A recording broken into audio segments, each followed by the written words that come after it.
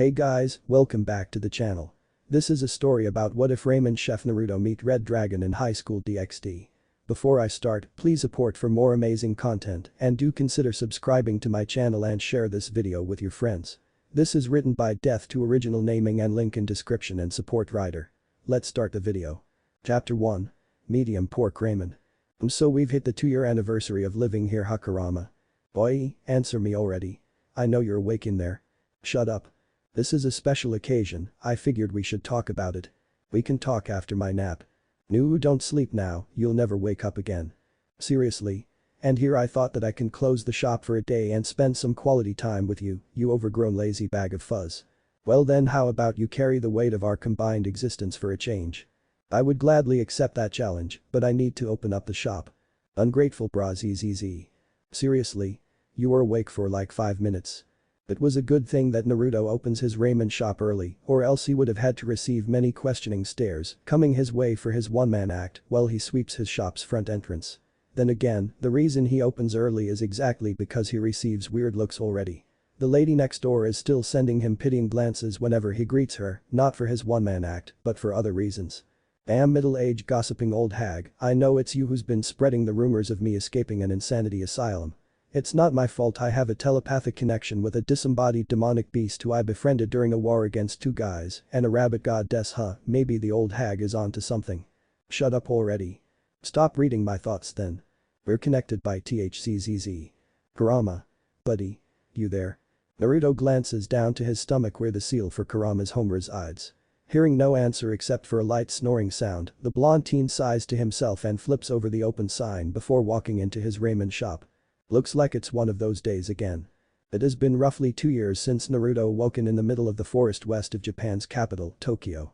He had no idea how he got there or how long he's been laying there, but by the time he got to his feet, the sky was pitch black. Not seeing any of the stars or even a moon to guide him, the blonde climbed a random tree and tried to recollect himself. He remembered the sealing of Kagaya Otsutsuki with the help his teammates and the beasts. He remembered Sasuke's harebrained scheme for obtaining ultimate peace. He slightly recalled the battle that took place where he gloriously, without a doubt, kicked some sense into Sasuke's ass, red as. Barely remembers getting punched in the face and retaliating. But anything afterwards escaped the blonde. Try as he might, he could not seem to conjure up any memory of the events after he blacked out. After 10 minutes of him sitting cross-legged with arms folded under each other and face scrunched up in concentration on a tree branch, a little light bulb appeared on top of his head and smashed itself into his skull. He was knocked out of his thinking and literally fell into his mindscape. In front of him was the gate of Kurama's prison, and the same light bulb that smashed him earlier appeared again and dinged before disappearing. Suddenly, the idea that he should ask Kurama if he remembered anything popped into his head. Completely ignoring the metaphorical violence happening to him like a good main character that he is, Naruto walked past the gates of the prison and roamed into the cell. Kurama. You here? Naruto couldn't see very far into the deep dark cavern, so he decided to call out to his partner. Not hearing any answer, he panicked a little and called upon his chakra to do whatever it did for him to sense others. Getting a vague location of the giant chakra container relieved Naruto. There he is, but why isn't he answering? Maybe something's wrong. Renewing his sense of panic, Naruto ran towards the vague location of Kurama. Though even in complete darkness, he somehow managed to see the fox's outline as he ran towards it. The giant beast was in his usual pose, laying on his stomach with his head on top of his forepaws. Seeing the resting fox didn't calm him down at all. This was mostly due to the fact that the fox was not responding to his insistent yelling of its name, and he can be very insistent. Hey, Kurama, you okay? Naruto was very worried, borderlining frightened, at the stilled fox. Kurama is many things. Manipulative, cynical, grudging, lonely, fiery, and plain arrogant. Calm and silent, however, was not him. The blonde knew that if he annoyed the fox enough, he would definitely get a tail to the face, and here he was, insistently calling the fox. Kurama would have reached his limits at around the 5th call, but now Naruto passed the 50th mark and not even a twitch shown itself. Kurama, he whispers as he reaches out to touch the snout of his stilled friend and got a tail slapped into his face, sending him flying a couple 100 meters before he falls to his face, ass sticking up in the air. I heard you the first time, brat. The previously stilled beast opened one of his eyes to glance at the downed blonde. It pulled its lips up into a twisted smirk and gloatingly said. Expect the unexpected look underneath right, Naruto. I will never worry about you again, you fuzz bag. Not bothering to lift up his face, Naruto begins to push his body back towards the still lying fox. He didn't need to look up to know the fox is wearing that damned smirk. Though he had said he wouldn't worry, in the end he still noticed how tired Kurama sounded and deemed it important enough to ask. Why do you sound so tired anyway? I thought you were the invincible Kyuubi-sama that wouldn't tire even after terrorizing an army of kittens. We're not in the elemental nations anymore. Naruto the fox broke in before Naruto could start another of his tirades. The Gaia managed to bite us in the ass even after kicking the bucket. An external dimensional rift was purposely left open. We fell straight into it. I have no idea where we are, just that we're not in the elemental nations anymore. Naruto was shocked. Could Gaia still manage to screw him over even now? Sheesh, how persistent is that woman? Well, it's not like he has to worry, he'll just wait here for Kakashi-sensei to use that space jutsu of his which he needs the Sharingan to use, and said Sharingan is gone. Ding. You mean? No way back. Sorry Naruto, I'm tired, I leave the rest to you. But that's why are you so tired, Kurama? Not completely accepting his current predicament, Naruto looked for something to grasp onto, and what he managed was the worry he had for his partner. We are not residents of this plane, it will take a while for it to accept us, until then it will try to deport us. I will anchor us here, so that we won't get deported. Don't do anything stupid, I won't be able to drag you out this time. Good luck, Naruto. The smirk that the fox had before turned into a compassionate smile as he closes his eyes once more and stilled, just like how Naruto had found him. Naruto stood before the resting fox, mouth agape, trying to redirect his thoughts to something. In the end, he just sat on the branch, eyes dazed while looking in the sky at nothing in particular. Naruto chuckled at the memory of what had happened on his first night in this world. Looking back at it, he felt that he could have done better than sitting on a branch for 10 hours straight before getting hungry and stumbling into civilization. Wow, I was so lost back then. Stopping a robber to ask him for some help, having the cops catch up to said robber, fighting off said cops to help said robber, getting arrested by said cops for helping said robber, and finally having to wake Kurama up to help bail him out of said arrest by said cops for helping said robber was the first line of events that happened an hour within him, fumbling his way into town. On the plus side, he found out that, apparently, Kurama knows how to use Genjutsu. Humming from the giant fox who thinks Abijadama is the answer to everything, that was honestly unexpected. I could have handled it better. Naruto suddenly remembers a scene of him punching a cop in the face for holding down the robber. Could have totally done way better. Another scene of Naruto being tackled down by a group of policemen flashes in his mind. A scene of Naruto being led to a police car in handcuffs with a jacket covering his head slowly plays out from the depths of his memories. He clearly remembers a pair of mother and child who stood in the backgrounds. The mother was covering the child's eyes as he pointed towards the arrested Naruto. Alright already. I get it. I'm helpless without you, you bag of fuzz. The blonde screams aloud while tilting his body backwards. He grasps at his head and pulls on a huge chunk of his hair as another memory slowly plays out. Zzz. Honestly, are you sleeping or not, you fuzz bag? Naruto grumbles to himself as he pulls out a cloth to wipe the tables of his small shop. His ears twitched when the doorbells jingles, indicating that a customer is coming in. Since the shop only experiences an influx of a handful of regular customers, Naruto could pretty much guess who it was without even using his chakra sensing Thinji power, but he still used it to double check anyways. A little bit early to be coming here, isn't it, Isay? That's because there was something I wanted to get at the convenience store early today. A brown-haired teen in a school uniform walks up to the blonde ramen shop owner and puts on a perverse grin. Oh? Naruto, on seeing the grin, feels like he already knows the answer. Yes, you see, I timed it perfectly and have been planning this for almost 3 weeks now. I aimed the target at the nearby 24/7 convenience store down the street. I tracked down every one of the employees and made notes of their personality, work shift and behavioral patterns. Today was the specific day that Majiwari-san had a 10-hour night shift. Since he has shown lethargic behaviors during his morning shifts, I picked him in particular to be my cashier so that I could buy the unexpectedly shrewd boy. Reaches into his uniform jacket and pulls out this. A magazine with a picture of a young woman winking to her readers while barely covering her sizable assets with her hands, in other words, a porno magazine. Yup, called it. I Heaven Deluxe Edition. I've been gunning this down ever since it first appeared in that convenience store. After so long I finally get to hold it and call it mine. The teen begins cradling the magazine like it was his own child while shedding tears of joy. If only that old hag next door could see this. So you spent 3 weeks getting this? The teen in uniform nods. Couldn't you have just asked me to buy it for you? But then it wouldn't be considered my child anymore. What about that magazine I bought for you last week? So anyways, part of the plan involved buying the porn and a stack of other objects to pull off attention to the porn itself. Here, I bought this one for you. The uniformed teen, seeing that he was on a losing battle, straightens his back and puts the magazine away, only to pull out a game package that he hands to Naruto. The blonde wordlessly takes the game package and looks down at the cover. It shows a picture of a girl, surrounded by 5 boys, with flowers in the background. Its title reads Odom Game. School Love Fest. Capture all the boys. Naruto proceeds to look back up at Isay with a stoic expression, as if to silently say the hell man. Yes. That's exactly the look the cashier gave me. He completely ignored everything else I bought afterwards. I said I was buying it for a friend, and well here you go. Isay grins and gives Naruto the good guy pose, completed with a thumbs up and shining teeth. The cartoonish red vein pops out of Naruto's forehead as he throws the game back towards the teen. The first time Naruto met Haidu Isay was when the boy walked into his shop a week after its opening with a rubber ducky comically riding on the glowing red bump in his hair. The teen proceeded to drag himself towards one of the empty tables. Nearly the whole shop was empty with 1 or 2 stragglers hanging out in the shop, watching the television and passing time with a cup of coffee. Ordering a medium pork ramen, the brunette proceeded to slouch on the table, face meeting wood.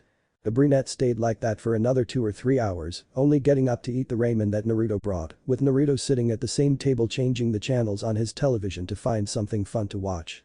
Stopping the switch at a comedy channel, the blonde slouched into his chair as well and accompanied the brunette in silence.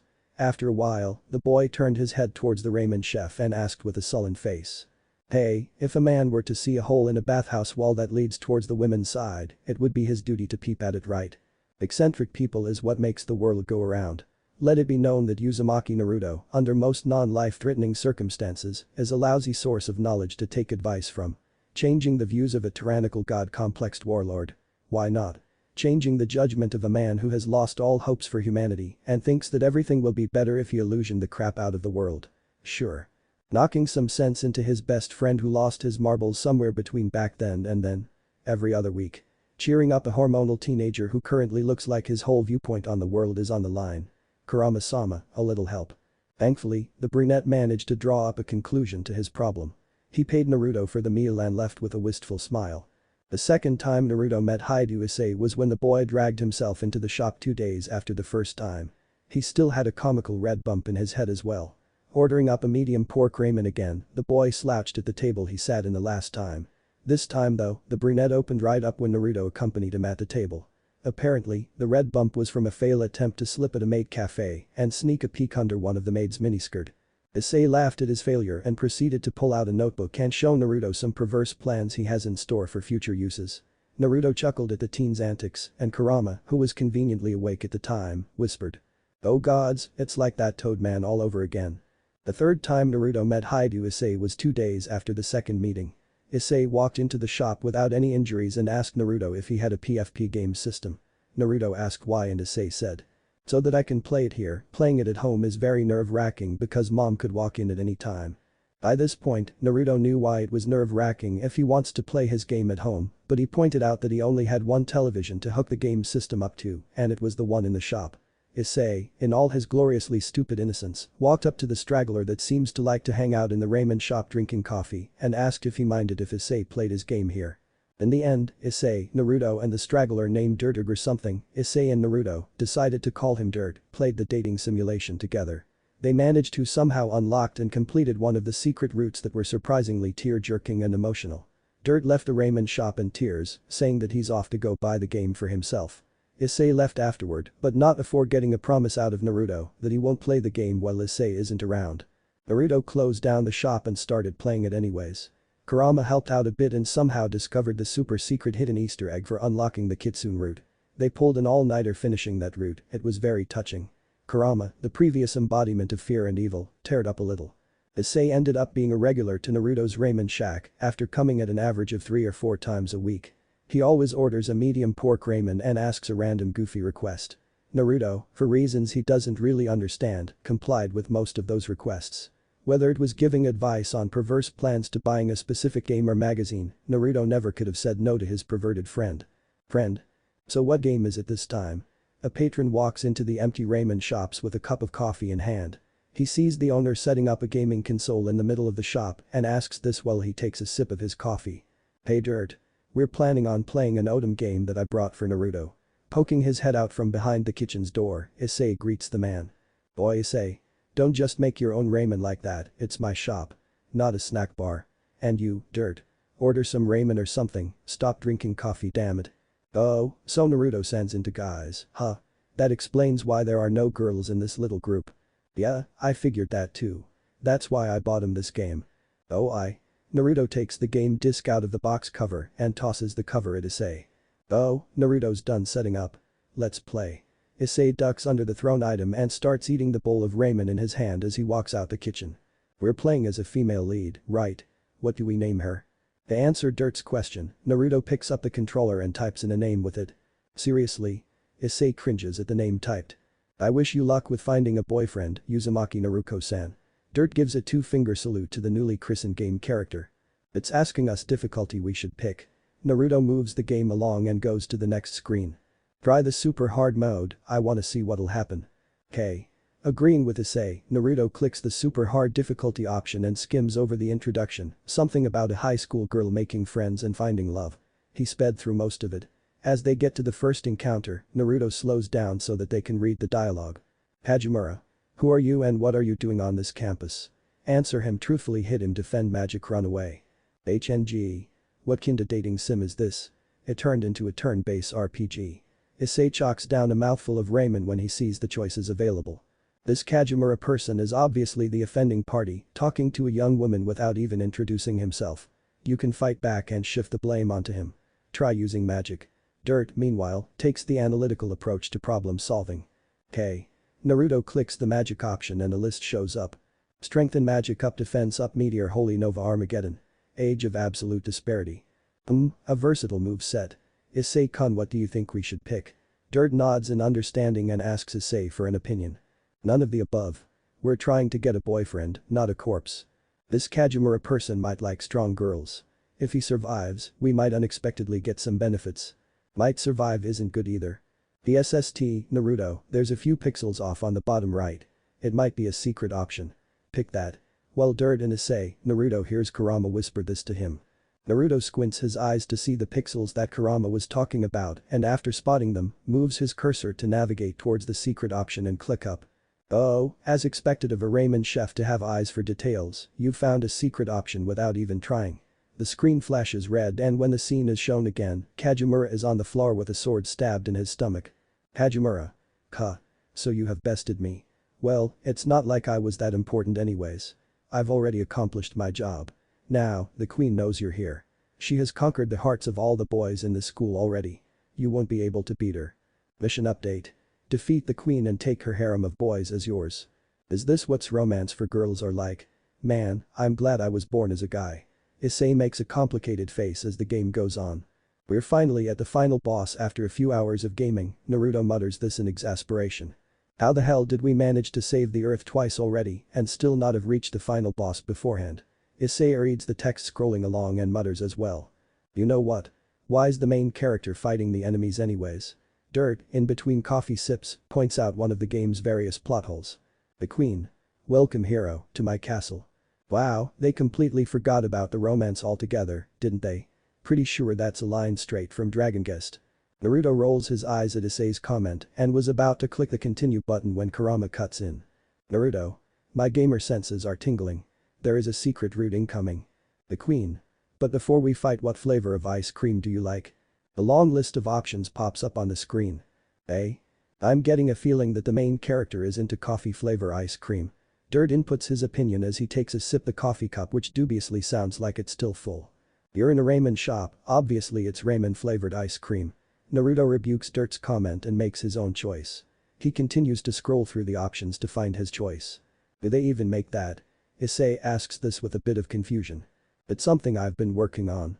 Naruto pauses in his quest to find the option of ramen ice cream to say this.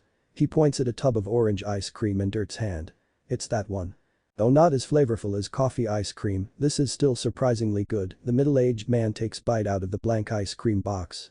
Wait a minute, when did you get that? Isay looks down from the box of ice cream up to Dirt. You didn't go into the kitchen, right? It was on the table the whole time. Didn't you get it when you made your ramen? Dirt blinks and looks owlishly back at Isay.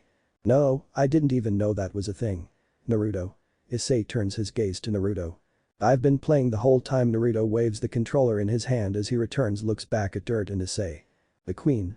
Oh, that was me. I got hungry while waiting for the hero to arrive, so I sneaked a bite. I apologize for not saying so beforehand, but I felt like that would have broken your immersion. It was quite flavorful, Chef-san. I have added it as a flavor in the options down at the bottom of the list. Naruto, Isay, and Dirt stare at the television. The queen. Oh, shoot. Did I break the immersion? Sorry, let me get back to the story. Ahem, so, hero, answer the question or die. What will it be? I heard that too much gaming is bad for your head. Let's go for a walk instead. I agree. I also need to get a fresh pot of coffee. There's a new cafe down the street. I heard they had a really good parfait special and red bean soup. I also need to scope out their lunch competition. Oh, you mean the one with the cute waiters? Let's go. I'll tag along. I wonder what their coffee is like. Pan. Naruto, Dirt, and Isay leave to go to the cafe that Naruto brought up. The queen. Hello. Are you still there?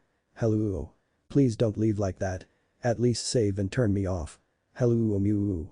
The queen, seeing that they left for real, calls out to them in the off chance that they might turn around. After seeing that they aren't, she starts pouting before she grabs the game's cursor to use it and hit the save button on the screen. A moment later, a figure climbs out of the game system and turns off the television. Naruto came home to interesting news after parting with Dirt and Isay. So you're saying that you're a yakai? He asks a 1-foot-tall silver-haired girl with metallic wings and a halo that's more like a game disc. Yes, I am at Tsukumagami of the game School of Fest. That you were playing earlier. The 1-foot-tall fairy. Monster. Yakai. Said with pride as she sat on her knees. Didn't the legend say that you're supposed to be 100-year-old?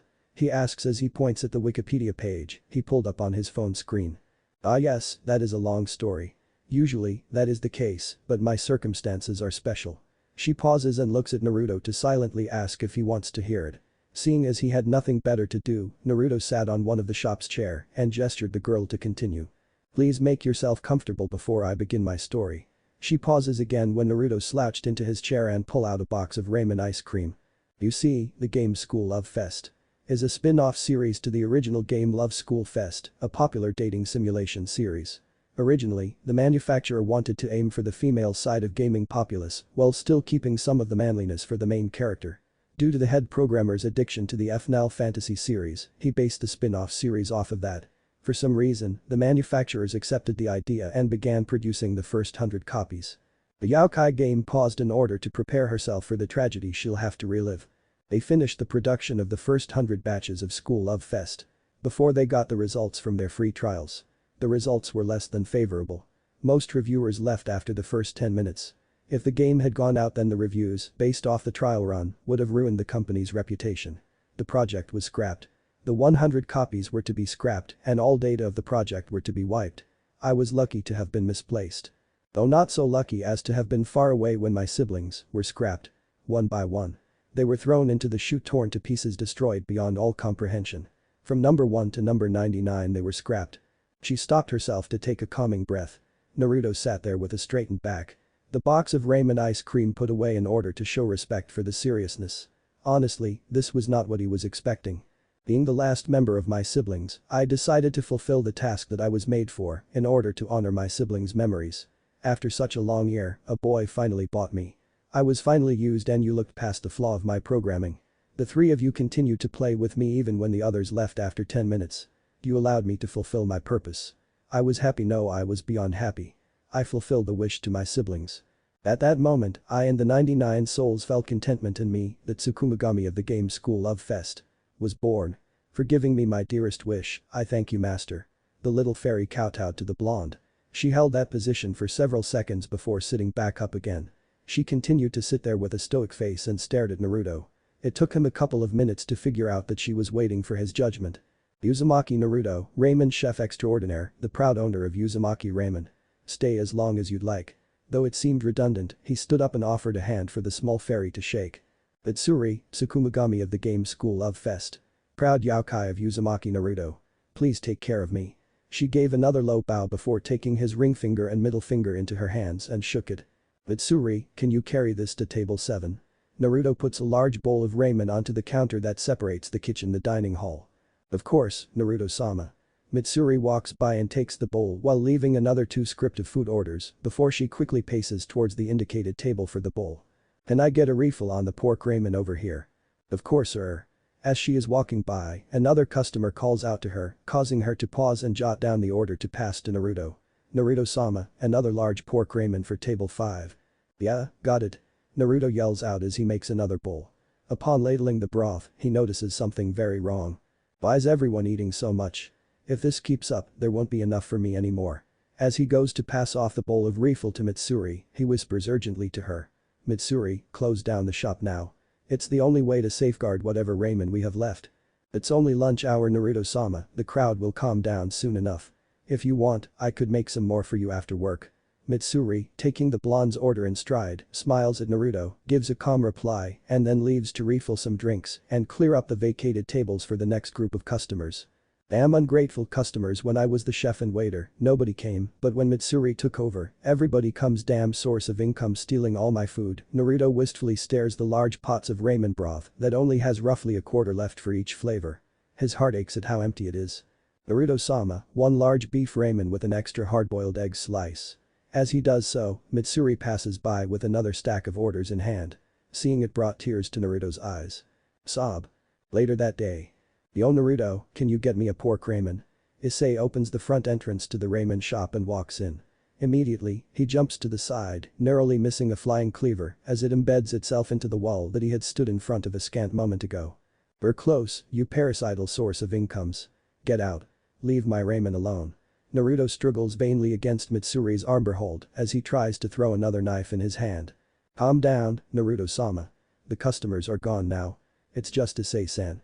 I'll make you a new batch of ramen, okay? Please calm down.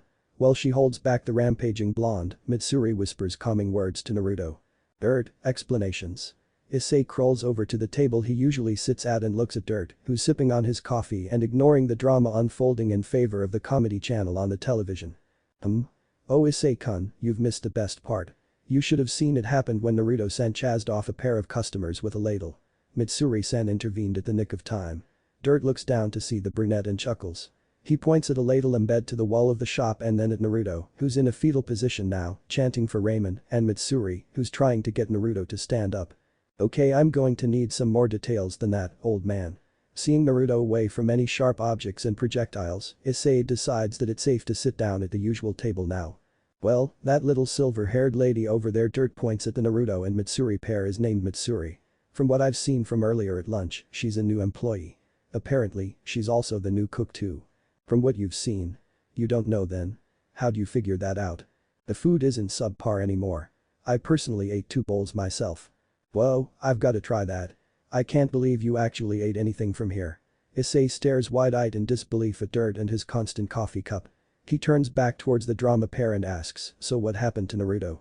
Withdrawal symptoms. Withdrawal symptoms. Yes. You know how his usual business goes. 3 or 4 customers a day, including us. Isay considers the question a second before saying this with a bit of certainty. Mitsuri-san over there decupled that in an hour at lunch rush. 10 times. Isay's eyes widens again as he takes a new look at the girl who's talking to the downed Naruto. Yes, so you'd figure that the ramen stock would be next to non-existent right now. But what does that have to do with Naruto? Shouldn't he be glad that he got more customers? Isay focuses on the shivering blonde huddling in the corner of the room. He's stopped muttering to himself and is now shaking like a leaf. Mitsuri puts a blanket over him and rushes to do something in the kitchen. What's Naruto having withdrawals from? Isay-kun, do you know what Naruto-san normally does with his leftover stocks? No. Isay looks at Dirt questionably. Well, whenever I come by, he usually has quite a bit of stock left, so doesn't he throw it out at the end of the day? No, he usually eats it all. I'd know, I was invited to dinner once. But that's like 6 pot full of ramen broth. Isay did some quick calculations in his head and got a shocking answer. He eats 60 large bowls of ramen a day. You can see why he's suffering from the withdrawal symptoms now. Dirt stands up and walks towards the kitchen. Come on, we should help Mitsuri-san cook Naruto-san some ramen. Silently follows the middle-aged man to the kitchen where he catches glimpses of Mitsuri busying herself making a bowl of ramen to ebb Naruto over. He takes one last glance in the blonde's direction and sees him taking solace in a corner of the room. Naruto's chanting for ramen again, which was good. Worryingly, that was all that Isay could hear for the next hour that it took to cook the noodle broth to edibleness. Naruto. I'm bored. Isay bemoans himself as he lazily slouches onto the table. Mitsuri passes by and gives him a cup of tea. He nodded his thanks before looking back at Naruto. During the past weeks, he and Dirt got to know the waitress Chef Naruto's caretaker better. The girl seems to live with Naruto in the second story of the ramen shop and for whatever reason, seems to positively worship the blonde in all his uselessness. Normally he would be extremely jealous to see a cute girl dedicate herself to a guy like this, but for some reason, he's not. Mitsuri is just so much like a bro that he can't seem to squeeze out even an ounce of jealousy against Naruto.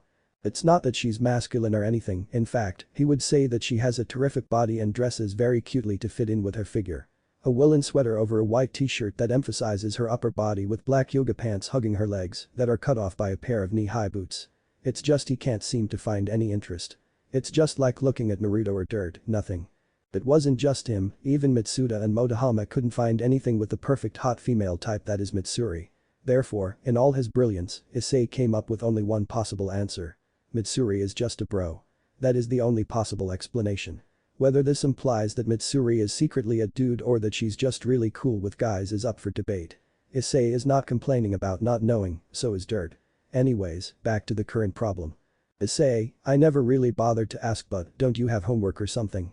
You come here practically every day and yet I never see you doing any schoolwork. Naruto paused his dating sim to approach Isay about his studies. Now that Naruto-san mentions it, Isay-kun, how is your schoolwork? Erg. Dirt seems to also be taking an interest since Naruto stopped playing his game. I do so and so I guess suddenly, Isay kind of wishes that Naruto would get back to his gaming, shouldn't he be working right now? So and so huh? Mitsuri. Naruto squints his eyes in suspicion and snaps his fingers. Mitsuri immediately pulls out a piece of paper from the inside sleeve of her sweater, when did she even get that? Yes, Naruto-sama. Hi do Isay sex male age 16 height 5'6 weight 61 kg grades. Japanese, 54. English, 46. Social Studies, 51. Mathematics, 60. Science, 58. Special notes. Has been sent to detention on more than one occasion for being caught peeping during and before lunch break in the female dressing rooms. Dreams and aspirations. I want to become a harem king. Mitsuri dutifully reads the sheet in her hand and even went as far as to accentuate the exclamation mark at the end of king. Isay pales the minute she got to grade and by the time she finished, he was giving her the hell man look that Naruto usually gives him. She sees the look and answered back with her anything for Naruto-sama. Smile. Where'd she even gets that kind of information? Has Naruto been stalking him the whole time? And even if he had, how'd he figures to keep that piece on him through Mitsuri today? Has he been compromised? Was Naruto's ramen spiked the whole time to brainwash him? I read as Mitsuri went and asked your teacher yesterday when I got curious. Naruto cuts off Isay's train of thought before he could continue. Dirt has brought it to my attention that I've been a bad influence by letting you stay here to goof off every day. Isay's glare at Mitsuri did a 180 and turned onto Dirt. The middle-aged man suddenly picked up an interest in Naruto's dating sim and started playing it himself while Naruto gives Isay a reproaching look. Well what about you? You're so lazy I bet you didn't do any work when you were in school either. Trying to shift the topic, Isay moved on to Naruto's educational life. The blonde has stated outright that he's only 2 years older than Isay, yet he's opened up the ramen shop last year. Chronologically speaking, that would suggest that Naruto dropped out of high school in order to work. Yes, I never did like school.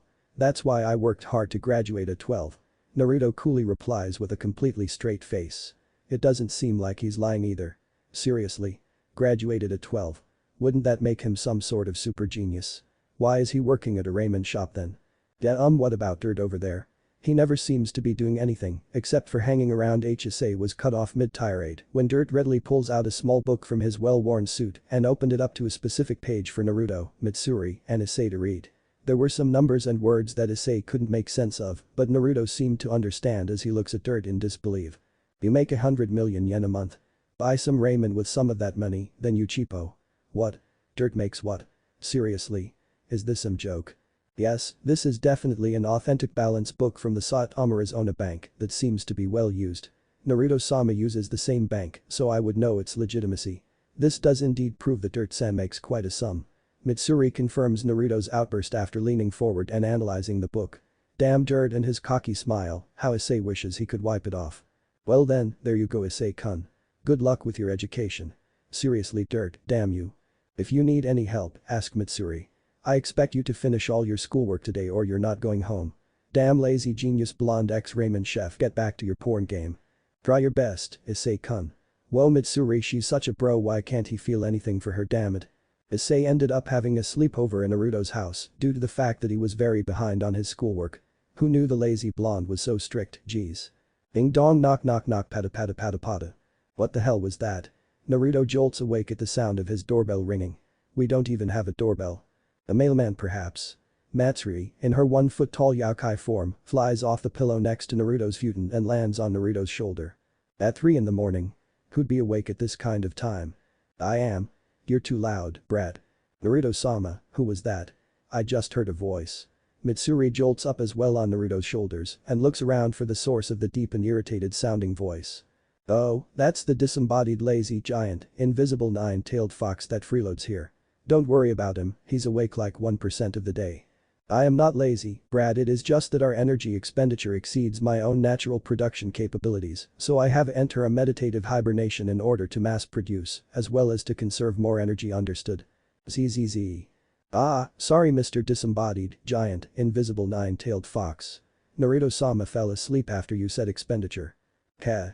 Forget the ungrateful brat, I'm going back to sleep and just call me Kurama, tinier brat. Yes Mr. Kurama. Have a good rest. Zzz. Wake up already. Kurama, getting irritated from Naruto's snoring, sends a jolt of chakra through Naruto's nervous system, making the blonde feel an instantaneous but unbearable jerk of pain. Ouch. Naruto jumps awake at the pain and falls on his ass. He looks around confusedly while trying to get his bearings. Huh, where am I? What am I doing? Where's the bed? You're in your room, you were answering the door, and the bed is over there, Naruto-sama. Mitsuri dutifully answers Naruto's questions while balancing herself on top of Naruto's shoulder as he wobbles around to get up. Oh, right. I was answering the door. That's what I was doing. Naruto unsteadily walks towards the door and opens it. Seeing as there was no one there, he made the actions to close it before Mitsuri interrupts him. Naruto-sama, they seem to have left a package for us. Huh? Ah, nice catch. Naruto looks down at Mitsuri's prompt and sees an envelope-taped package. He picks it up and closes the door. Walking over to the center of the room, he puts the package back down near his futon. There's no billing address or return address, and it doesn't have a sender name either. What do you think, Mitsuri? I'm not sure, Naruto-sama, but why don't we have a look at the letter first? Perhaps that will give us more insight on the matter. Right. Here goes nothing. Naruto picks up the envelope and opens it. Inside was a 3-page letter that was stapled together. The first page's top right corner had the words "For the eyes of Uzumaki Naruto only" and some kind of scroll in the footer. Well, I guess this is for us then. Dear Naruto Uzumaki-sama. Congratulations on obtaining a Yokai family member. Our organization was very happy to discover that the newest Yokai member to be born to our race has already found herself a loving family. It was a very big surprise to find out that the newest member is a Tsukumogami no less. You are a very fortunate man, Uzumaki-sama, as the Tsukumogami types are a rather useful race in normal urban life. Not only do they have a natural affinity for illusion magic, but they are also known for being extremely loyal and are semi-divine bringers of good fortunes. There are 3 things we must warn you about having a Yokai family member though. The first of the warnings is that you must not, under any circumstances, divulge the fact that your newest family member is a Yokai to any party who is not affiliated with the supernatural side of this world. There is an obvious reason for this, but in case you need an example, the Salem witch trials in the Americas, the Loudon demonic possessions in France, and the events recorded in Mary Shelley's Frankenstein. In all of these cases, the normal world is introduced to the supernatural, and the outcome was less than savory. The second warning is that we ask you to not abuse your Tsukumogami's gifts to your own cause. There have been many times since this organization's founding where we've had to personally involve ourselves into the lives of other Yokai-owning families. None of those cases ended prettily. Please do not make use of your Tsukumogami's loyalty to do something she would regret. The third warning is that there are lurkers out there who will want to separate you from your family member. Though this is an uncommon occurrence, our organization would still like to take precautions. Inside the box that is to come with this letter is a stack of high-class Kekai seals made by the greatest seal masters in our organization. Please follow our instructions in the next page in order to set the protection and evil warding seals. Again, congratulations on your new Yokai family member. Please live a long and happy life. Sincerely, co-leader of the Japanese Yokai force, Kyubi no Yusaka. You know, I should be very surprised right now, but I'm not feeling it. Maybe it's the lack of sleep. I'll worry about this tomorrow. Naruto looks through the other 2 pages to see that it was instructions on how to set up the barrier seals the letter talked about. He gives it a half-hearted read and tosses the letter onto the box. Afterwards, he crawls back into his futon and falls back to sleep while mumbling a short goodnight to Mitsuri. Yes, good night Naruto-sama. Mitsuri flies off the pillow to organize the paper Naruto haphazardly threw. After she is done, she flies over to the door to relock it, the light switch to turn it off, and Naruto's heater to turn on the heat to compensate for the temperature drop caused by the night air's chill. Once she was sure that everything was done, she flies back to the pillow that was settled beside Naruto's futon and drifts off to sleep as well. Naruto-sama, wake up. It's time to open the shop, Naruto-sama. The next morning, Mitsuri, in her fully humanized form, tries to wake Naruto up after she finished the shop setup downstairs. I don't want to work today. Let's just close the shop. We need to set up those barrier seals, anyways, right? Naruto pulls up his blanket to cover his head and huddles up into his pillow. Very well Naruto-sama. Hearing his order, Mitsuri goes downstairs to turn the open sign in the front entrance back to the close one. She then goes over to the kitchen to clean up the day's business preparations and store them away. After everything is done, she walks back upstairs and kneels before the sleeping Naruto. Stairs. Stories. Alright. I'm awake already. Stop staring. Within a minute, Naruto throws off the blanket and jumps up to his feet. He hurries to the bathroom to get away from Mitsuri's stare. Good morning Naruto-sama. Mitsuri smiles faintly before she goes downstairs to, again, bring out the preparations for the day. So what was I going to do again? You had plans on layering the house with the protective barrier seals Naruto-sama. Right, that. Naruto opens the box and pulls out a package of flour. What is this for then? Salt, beef, pork, flour, eggs, and other ingredients. I think this is the necessities to making ramen from scratch. Mitsuri crouches down to the box and unpacks the ingredients. At the end of it all, she pulls out another letter. There's another letter addressed to you, Naruto-sama. Let's read it then. Naruto takes the letter and rips the envelope open. Inside is another letter with the same scrawl in the footer. P.S. My scouts, whom I have sent to check up on you and your new family member, have also reported to me some grievous news. Since Tsukumagami-san appearance, it seems that your shop has experienced an influx of customers due to Tsukumagami-san's takeover as the chef. The scouts also held a random survey with the customers of the shop. It seems that the new chef is more preferred to than the old one. As a fellow cook and the head of my own family, I know how dishonorable it feels to be shown up by a new upstart but not being able to do anything about it. Therefore, I have devised a plan to help you improve. Within this letter is the super secret Kyuubi ramen recipe that has been in my family for countless generations. I trust that you will use it well. Good luck, Uzumaki Naruto. Sincerely, co-leader of the Japanese Yokai Force, Kyuubi no Yusaka. DPS I don't think you sucked ass as my scouts have reported from their surveys. I will give them a scolding for having such a bias against your honorable personage. Please keep on preserving. Mitsuri, open the kitchen. Didn't you want to close the shop today, Naruto-sama? No, I have to show up those ungrateful bastards I call customers. Naruto's eyes ignite with a fiery passion. Ding dong ding dong. Mitsuda. Motohama. Don't leave me. Isay screams and reaches out to grab his two friends by their ankles before they could get too far away. Mitsuda and Motohama, not expecting Isay's rise to drag them to hell as well, tripped when Isay managed to hold them back. Isay you bastard. Let go and take one for the team. Mitsuda in all his ball glory attempts to kick away Isay's hand even as he falls. It didn't accomplish much besides making Isay hold onto their ankle even tighter.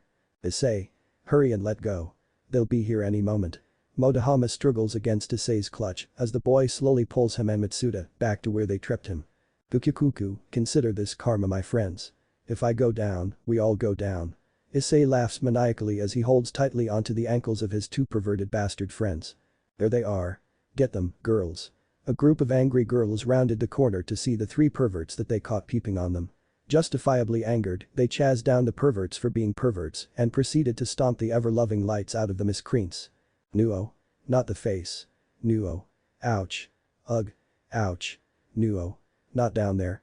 Ahhhh. Mitsuda and Motohama scream out loud while Isay takes on his punishment laughing like a maniac. Ha ha ha ha ha ha. Isay's class. Ring. Safe. Isay jumps through the door of his classroom and rushes towards his seat. He unceremoniously tosses the two beaten corpses on his shoulder into the general direction of their seat. Now they can't say that he didn't care. After all, it was thanks to their sacrifice in easing the mob girl's anger that Isay himself escaped relatively unharmed. It might have also had something to do with the fact that he was laughing like a crazy hyena while the girls were stomping them, whichever worked. Sliding straight into his chair, he managed to pull off the same sitting positions as the rest of his classmates, sans Mitsuda and Motohama, who are laying sprawl out on their desks. Mitsuda in particular has his face on his chair and his ass sticking straight up just as the teacher walks in. It is currently the period after lunch, so Isay had expected the strict yet friendly Toshio-sensei to come and teach math. However, instead of the usual balding 50-year-old man coming in with his little packets of worksheet, a beautiful blonde woman came walking in instead. She had on a tight-fitting suit on with an equally tight-fitting skirt covering dark brown stockings. Her golden blonde hair was put into a bun and she exuded a very mature aura. Normally, Mitsuda, Motohama and Isay would definitely jump up and shout it out, "Sexy teacher." Well, the class would either look at them in disgust or outright ignore them. This did not happen however, as both Mitsuda and Motohama are both out of action. Well, Isay realized a very, very scary thing when the sexy teacher walked in and flashed him an almost unnoticeable glance and a knowing smirk. That sexy teacher is his friend. That sexy teacher is his friend whom he meets almost every day for the past year. That sexy teacher is his extremely lazy and ramen-addicted friend whom he knows does not have any cross-dressing hobbies. That sexy teacher was Naruto. So there Isay sits, elbows propped on the table with his face leaning forward while being held back by his clasped hands. He twists his face with absolute concentration as he tries to make sense of the situation. Why is Uzumaki Naruto, a guy, dressed as a hot teacher and in his class? Where is Toshio-sensei? Worse off, why the hell is he feeling a thing for Naruto? Naruto walks up to the teacher's desk and puts a stack of papers on it before picking up a piece of chalk. He starts writing on the blackboard. No, that's probably not Naruto. She looks a lot like Naruto, but that's it. Naruto doesn't exude that kind of mature and teacher-like aura. He exudes lethargy. That teacher person is probably a substitute for Toshio-sensei. Toshio-sensei did say his wife is pregnant, he's probably off because of that. Yeah, this teacher is probably the substitute for Toshio-sensei. Wasn't there a legend that says everyone got someone else who looked like them in this world? What was that called? A doppelganger? Double gang? No, wait, it was doppelganger. Yeah. That lady is probably Naruto's doppelganger. Lucky bastard. To have such a hot doppelganger. Oh. She's saying something, better start listening. Hello, class. Your teacher, Toshio-sensei, received an urgent call this afternoon informing him that his wife is in the emergency maternity ward. He rushed off after informing the principal, but since there were no readily available substitutes, I who happened to have passed by was asked to fill in. You may call me Naruto-sensei, treat me well for today, no. The blonde gave a cutesy smile, tilting her head in sparkles. Isay's head slammed into his table. It started raining outside as Naruto-sensei began the lessons that Toshio-sensei prepared before he left. Isay spent the class period staring out at the raining sky, devolving his minds of his surrounding and the strange situation. Mitsuda and Motohama didn't wake up until class ended, closely missing Naruto-sensei's leave. It was pouring loudly outside. By the time school had ended, the weather took a turn for the worse and poured everything it had onto the ground. From what Isay can see, it was flooding a little too. The students with umbrellas banded together and ran towards their house as quickly as they could before it could flood more. Mitsuda and Motohama disappeared after class ended and Isay discovered that his umbrella was mysteriously missing. He takes one more look at the weather and sighs to himself. Some friends those bastards are. No kidding, I saw them running out of school using your umbrella. Isay didn't need to turn around to know who was walking up on him. After all, the owner of that same tone was the topic of his thoughts for most of today's school period. It also helps that there were students loudly waving their goodbyes to the fake teacher and yelling her name. Don't you have a ramen shop to run? Isay squats down and takes a sit on the stairs step after figuring he might as well wait out the rain rather than getting wet. Mitsuri can take care of herself. Naruto takes a seat next to Isay. What are you even doing here, in that? Isay gives Naruto a sidelong glance to see that the blonde was even faking the way he sits so that he gives off a feminine vibe. I came to give the school report that Mitsuri borrowed earlier back. I thought you might have liked it if I was a hot chick. Naruto smirks at Isay as he catches the brunette's sidelong glance. Now that Isay looks up close, he has to admit that Naruto is doing an amazing job of crossdressing. Honestly, Naruto's body actually looks natural in what he's wearing. Normal crossdressers go for the conservative but overall cutely dressed style, kinda like Mitsuri, but Naruto jumped right past that. From just what Isay could see and analyze of Naruto's body, he'd say that Naruto really was a chick. But he knew better. You look good, how'd you manage it? Oh, I didn't know you were such a charmer. Of course, I'd look good. I've been practicing this technique since I was 12 after all. Since the time you finished school. What did you want to be? A ninja? You have a strange preconception of ninjas if cross-dressing is part of your job description. Maybe it's the world that has the strange preconception of what ninjas are. Isay decides that he wasn't feeling like immersing himself in Naruto's strangeness, so he lets the conversation hang off. They both stare at the rain in silence for a minute. Naruto begins turning his head to look around. It's not like there's anything to see, just lockers and stragglers who didn't bring their umbrellas. So you want to show this beautiful teacher around? If you'd look to your back, you'd see our school's proud shoe locker area. It is separated by names and years. First year is towards the right and third year is towards the left. Since it's raining, we'll end our tour here, thank you and please come again. What a wonderful culture this school has. Isay ignores Naruto's deadpan and kept looking at the rain. Usually, at this time, they'd both be at the ramen shop with Dirt and Mitsuri. Naruto would be playing some old dating sim that Isay brought a few weeks ago, and Dirt would be sitting right next to him, giving bad advice and sipping coffee. Isay would probably be chowing down on a bowl of ramen while looking at his homework. Mitsuri would be sweeping the shop, wiping the tables, or helping Isay, maybe occasionally bringing Naruto a cup of tea. That kind of lazy atmosphere is now so embedded into Isay that he honestly couldn't bring any energy towards the strangely dressed Naruto at this time frame. Naruto's probably feeling the same as they sat in silence. So how'd it feel being back in school again? Isay talks aloud this time to bring up a mundane conversation. As boring as it was the first time around. It's different from the place I went to but the atmosphere's around the same. School doesn't change. Isay perks his head up. It doesn't. Naruto nods his head down. I see. Yup. The rain continued to pour. Some time passed before either of the two moves again.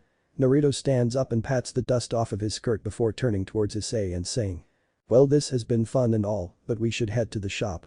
Eh? Naruto proceeds to pull out the folded umbrella from his skirt pocket and click it open. As strange as it is that the thing somehow came from a form-fitting pencil skirt, he found it even stranger that the umbrella is big enough to fit two people. The blonde walks down the steps and stops just before entering the rain. He once more turns around to look up at Isay and asks. You're coming? Isay didn't say anything as he walks under the umbrella Naruto held. Honestly, he's got nothing to respond to the blonde's strangeness. All he could say was that it was Naruto being Naruto. There was really no point in Isay trying to figure out his friend's strange train of thought. As they pass the school gates, Isay sees Mitsuda and Motohama returning with their own umbrella, while Motohama holds Isay's stolen umbrella in his other hand. If he had to venture guessing, he'd probably bet that the two felt bad for ditching Isay and returned to help him out. The two seemed to notice Isay as well under the umbrella of Naruto, who's smiling extra cutely while making small talk with Isay. They pass each other without acknowledging the other's existence. Isay because he doesn't actually have a response, and Mitsuda and Motohama because they're too shocked that Isay is sharing an umbrella with the rumored sexy teacher. Once they were far enough, Naruto returns to being the lazy man that he is and Isay catches on. That was a horrible prank. Your friends were lousier than I anticipated. They took way longer than I thought to return. You owe me a free medium pork ramen. Take that up with Mitsuri.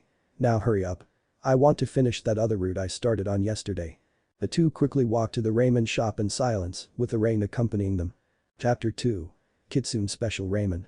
Ah, the bowl you. Twisting every joint in his body to aim as much force as the human body can produce towards one direction, Naruto transfers the stored energy towards his arms, then his wrist, then his hands, and then, finally, his fingers.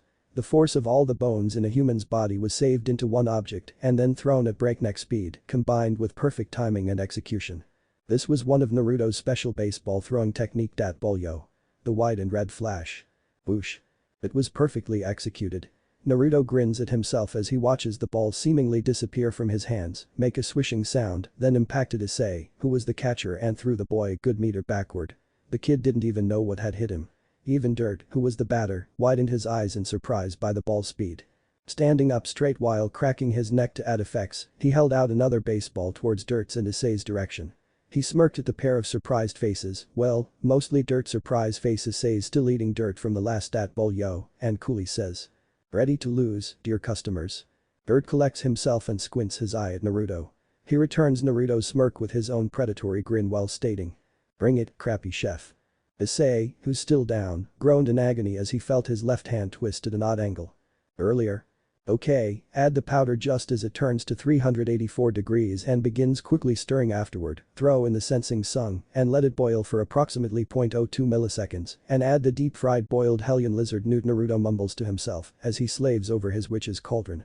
He has locked himself into the shop's kitchen for more than 8 hours now and has forbidden anyone, including Mitsuri, from coming in.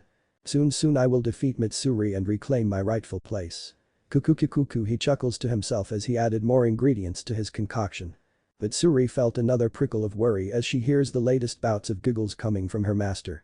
The silver-haired girl paces back and forth in front of the kitchen door as she intently tries to pick up any noise that implies that her master is in trouble. If she senses even the slightest hint of trouble, she intends to charge in and savage the blonde immediately. So far, the only thing she has heard was the sound of a crackling fire and an occasional burst of maniacal laughter coming from her charge. Mitsuri, just calm down. You don't have to worry about him, he's just doing his usual thing. Isay looks up from the newest dating sim he bought and was now playing. Ah, but that's exactly the problem, Isay-kun. Naruto-san is too active in doing his usual thing. Dirt sips his coffee while reading his newspaper. According to Mitsuri-san, he's been cooped up in that kitchen for 8 hours straight. 8 hours? That's the longest I've ever seen him concentrate on anything ever. Turns his dumbfounded gaze back towards the still pacing Mitsuri. Hey, Mitsuri, what the heck is he working on in there? I honestly don't know, Isay-kun. Whatever it is, I'm worried. I have never seen Naruto-sama being so youthful before. Mitsuri stops her stride to answer Isay before taking up the motion once again. If Naruto doesn't come out soon, there'll be a new ditch in front of the kitchen.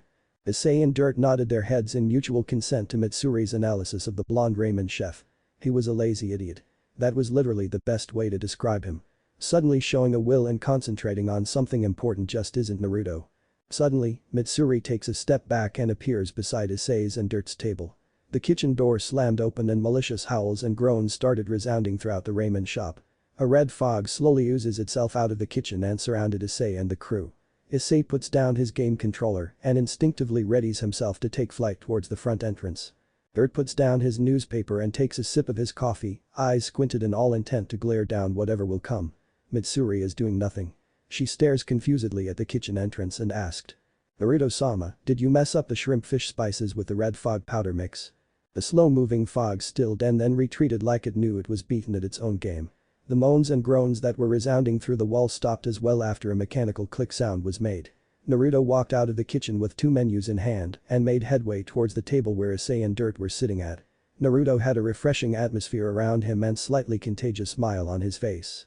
The air around him sparkles disarmingly like it was trying to lure everyone into relaxing. Isay and Dirt didn't lower their guard. Naruto stopped at the table, his smile becoming 50% more refreshing and innocent. Isay made to bolt out of his chair, but Naruto snapped his fingers and suddenly a force was exerted on Isay's shoulder that coerced him to sit back down. He turned in his chair and saw that Mitsuri was holding him down by the shoulder while giving him her anything for Naruto-sama. Smile. Dirt, who already knew that he was cornered, intensified his untrusting glare, hoping against hope that it would at least kill the blonde's plan, whatever it is. So, my dear customer, would you like to try the newest special ramen of Uzumaki's ramen? His smile intensified even more if that was possible, and the only thing that held Isay and Dirt back from listening to the blonde's deeply hypnotic words were their knowledge. The knowledge that screamed that is not Uzumaki Naruto. Retreat. I repeat, retreat. Managing to hold their own fronts in the face of what seems to be Naruto's serious mode for a full 2 minutes, Isay and Dirt broke down and looked at the open menu before them. The menu page was blanked with only one item fitted in the very center. In fancy golden embroidered lettering were the words Uzumaki Ramen. Kitsune Special. For some unexplained reasoning, Isay's and Dirt's spine tingled as the danger seemed to increase exponentially after reading it. Naruto leaned forward and clasped both their shoulders. Well? How about it you two? The torrent of sparkles he unleashed upon them was physically painful. Isay could do nothing but tremble in fear while Dirt, bless that man's brave soul, said. Ah Naruto-san, I would love to, but unfortunately I'm not too hungry right now. Is that so? Well, that's fine, how about you Isay? Damn you Dirt, damn you for ditching Naruto onto me. I'm not hungry. Was all Isay managed to squeak out in the face of serious Uzumaki Naruto. Is that so, then why don't we play a game to boost your appetite? His charming smile turned into a malevolent smirk as he redirects the sparkles back at both his customers. How the heck did he learn sparkle bending? If you win, I'll treat you to Mitsuri's special ramen for lunch. If I win, you guys have to try out the special ramen that I made. Do you want to play? Oh god, my eyes. The sparkles. It's trying to kill us. I can't breathe. Vision getting darker, goodbye, cruel world. Sign hi to Isay. You put us in a rough spot Naruto-san. How about this, if we win any random games with 2 out of 3 times ratio, we get free ramen cooked by Mitsuri-san for a week. However, if you win, we'll agree to be your lab rats. Dirt sees Isay's soul attempting to leave its body and made to negotiate some better conditions. Naruto's grin lessened greatly in destructibility and he pulled back his aura sparkles. He nods to Dirt's attempt at compromising and snaps his fingers at Mitsuri, who somehow found a way to grab onto Isay's departing soul and push it back into the boy's body. Once the girl was sure that the boy was still in the land of the living, she reached under the table and pulled out a drawing box. In this box is 50 random games and sports ranging from rock paper scissors to ferret legging. Seeing as I'm the challenger, I will let you and Isay take turns drawing from the drawing box. Each game and sport has been modified by Mitsuri to the best of her ability to fit doubles team matches. Since Isay is still resurrecting from the clutches of death, why don't you take the first draw, Dirt? Naruto explains while keeping that refreshing yet extremely creepy smile of his. Seems like you planned this thoroughly, Naruto-san. Slightly grimaces as he puts his hands into the box. He pulled out a piece of paper that read baseball. Uzumaki baseball. The group is split into two teams. One team will the batter and ball catcher, while the other will be the pitcher and the outfielder. Each team will change positions every time a score is made. The pitcher will pitch the ball and the batter is to hit the ball. If the batter misses 3 pitch, then it's a point for the pitcher's team. If the batter hits and the outfielder does not manage to catch the ball before it hits the ground, it's the batter's point. The conditions for the ball being valid after getting hit by the batter is that it must 1. Be strike within a 45-degree angle field from the batter. 2. The ball must make it past the pitcher's circumference, approximately 60 feet. Possible points accordance to the batter is 1. If the ball does manage to be sent back at the pitcher and knocks the pitcher off his mound. The first team to make it to 10 points is the victor. Uzumaki baseball is a fan-made parody of regular baseball. If it pisses anyone off, sue Uzumaki Naruto, he was the Uzumaki in Uzumaki baseball. 3-2 Naruto. Mitsuri leads. Yeah, Mitsuri. Knock the hell out of Isay's wimpy balls. Make him regret standing in front of you. Yes, Naruto-sama. I'll hit Isay-san's balls with all my might. As Mitsuri takes up the batter position, Naruto yells out profane encouragements. Boy. Don't make it sound so dirty, damn it. Isay stomps his feet on top of the pitcher's mound, both out of frustration and to get a proper footing. Concentrate, Isay-kun. We are up against an opponent who should not exist within this world, a serious Naruto. He will do anything to make us lose so that he can have his way with our body. Standing a distance away, with the catcher's mitt in hand, Dirt warns Isay of Naruto's trap. Now you're doing it. Ugh, whatever. Take this. Haidu spinball. Isay stomps his feet on the ground again and gets into position. He yells aloud and throws the baseball in his hand at a fast pace towards Mitsuri. Seeing the move, Mitsuri widens her eyes. But that's a fastball, Isay-kun. Without a moment of hesitation, she strikes the ball in a textbook perfect home run. Kukikuku, your dirty tricks won't fool my precious Mitsuri-chan. Kukikuku. Naruto stands up from his position in the catcher's spot and wraps his hands creepily around Mitsuri's shoulders. He makes the motion to lick Mitsuri's cheek. Naruto-sama. Seriously? What's wrong with you today? Give back the old Naruto. Once again, Isay stomps the ground from the numerous emotions he's feeling. Toe. Meanwhile, Dirt runs energetically towards the end of the ball's parabola and dramatically jumps. His posture would have made even pro baseball players jealous. Catching the ball and effectively killing his running jump's momentum with a few rolls, he stands up from a cloud of dust. He nods proudly to himself and looks back at the bickering fools who are ignoring him.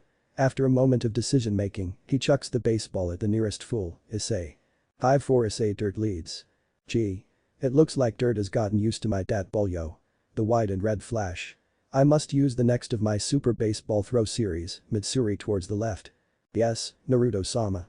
Seeing another of his balls get hit by the middle-aged man, Naruto clicks his tongue and decides to change strategy. He tells Mitsuri where to go to optimize their chances while he takes up a strange stance with his throwing arm pointing completely outwards. Oh? It looks like you were hiding something. Naruto-kun still has a hidden ace left. I wonder what it is. This is starting to become fun. No, it isn't. Have you ever caught one of his balls? It hurts, damn it. Standing at the batter's spot and the catcher's spot respectively, Dirt and Isay bicker with each other. Take this. Dat ball, yo. Rasengan. Taking Isay's exclamation as a signal, Naruto twists his body and throws out the second movement of his super baseball throw series. Is this some sort of trickery? Such a slow spin ball shall not surpass me. Dirt squints his eyes at the slowly approaching ball and sneers blatantly. The path is already easy to be seen from how slow the ball was going. In comparison, the first move, a fastball, was more dangerous. He roars mightily and swings his bat to strike the ball with all his strength into the right side of Naruto. From the pitcher's mound, Naruto grins and whispers chillingly to himself. Boom. Dirt's eyes widen in alarm as the baseball bat in his hand starts bending at an odd angle while he strikes it against the ball. He tries holding it still and pushing it back against the ball's pressurized spinning motion, but the bat couldn't take it. After a moment of struggle, the bat gives in and explodes. The ball flies off towards where Mitsuri had settled herself due to Naruto's earlier recommendation. Tossing away his destroyed bat, Dirt glares down at Naruto. In return, the blonde smirks a wide vulpine grin at Dirt. Arg. It's in my eyes. There are splinters in my eyes. Meanwhile, Isay rolls around on the ground in pain. 9-9 tied game, Dirt batting. Last strike. You've been a great thorn in my way, Dirt, but this is it.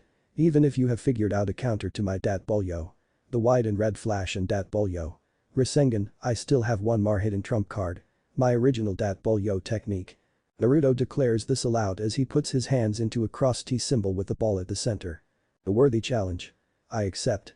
Come at me with your full strength, Uzumaki Naruto. Dirt aims his bat at Naruto before getting into a batter's stance. There's more. What kind of Ramen chef are you? Go join the freaking baseball league. Isay yells loudly to the blonde pitcher. Ignoring the brunette teen's cries, Naruto takes a deep breath and then throws his baseball. Toe. Dirt narrows his eyes to analyze the ball. Speed. Extremely fast spin. None tricks. None. What is Naruto-kun planning? Seeing nothing special about the ball, he swings his bat in timing with the predicted projectile of the ball thrown. As his bat was about to hit the ball, Naruto yells out the name of his third technique. Dat Bolyo. Cage Bushin no baseball. Dirt widens his eyes in surprise as he catches the shadow of 9 other balls, following the path behind the first ball. Because the swing was already made, he manages to hit the first ball, but completely misses the other 9, which resulted in Isay getting swamped by baseballs going at breakneck speed. The man lowers his bat and pushes up his eyeglass so that it catches the sun's ray and cover his eyes. His mouth is twisted into a begrudging smile. I see. The rules never said the pitcher can only pitch one ball, just that the batter has to hit the pitcher's pitches. Well played, Naruto-san. That game, Dirt, you were a great challenge. Naruto walks over to the man and reaches out his hand for a handshake. Erg. Let's get you patched up, Isay-kun. Mitsuri walks over to Isay's prone body and begins to patch him up with a roll of bandage and some cooling cream while Dirt and Naruto did their manly bonding thing in the background. Erg. Mitsuri, such a bro, damn it. Paper rock scissor. Honestly, if you don't know this, you should be learning what it is instead of reading this.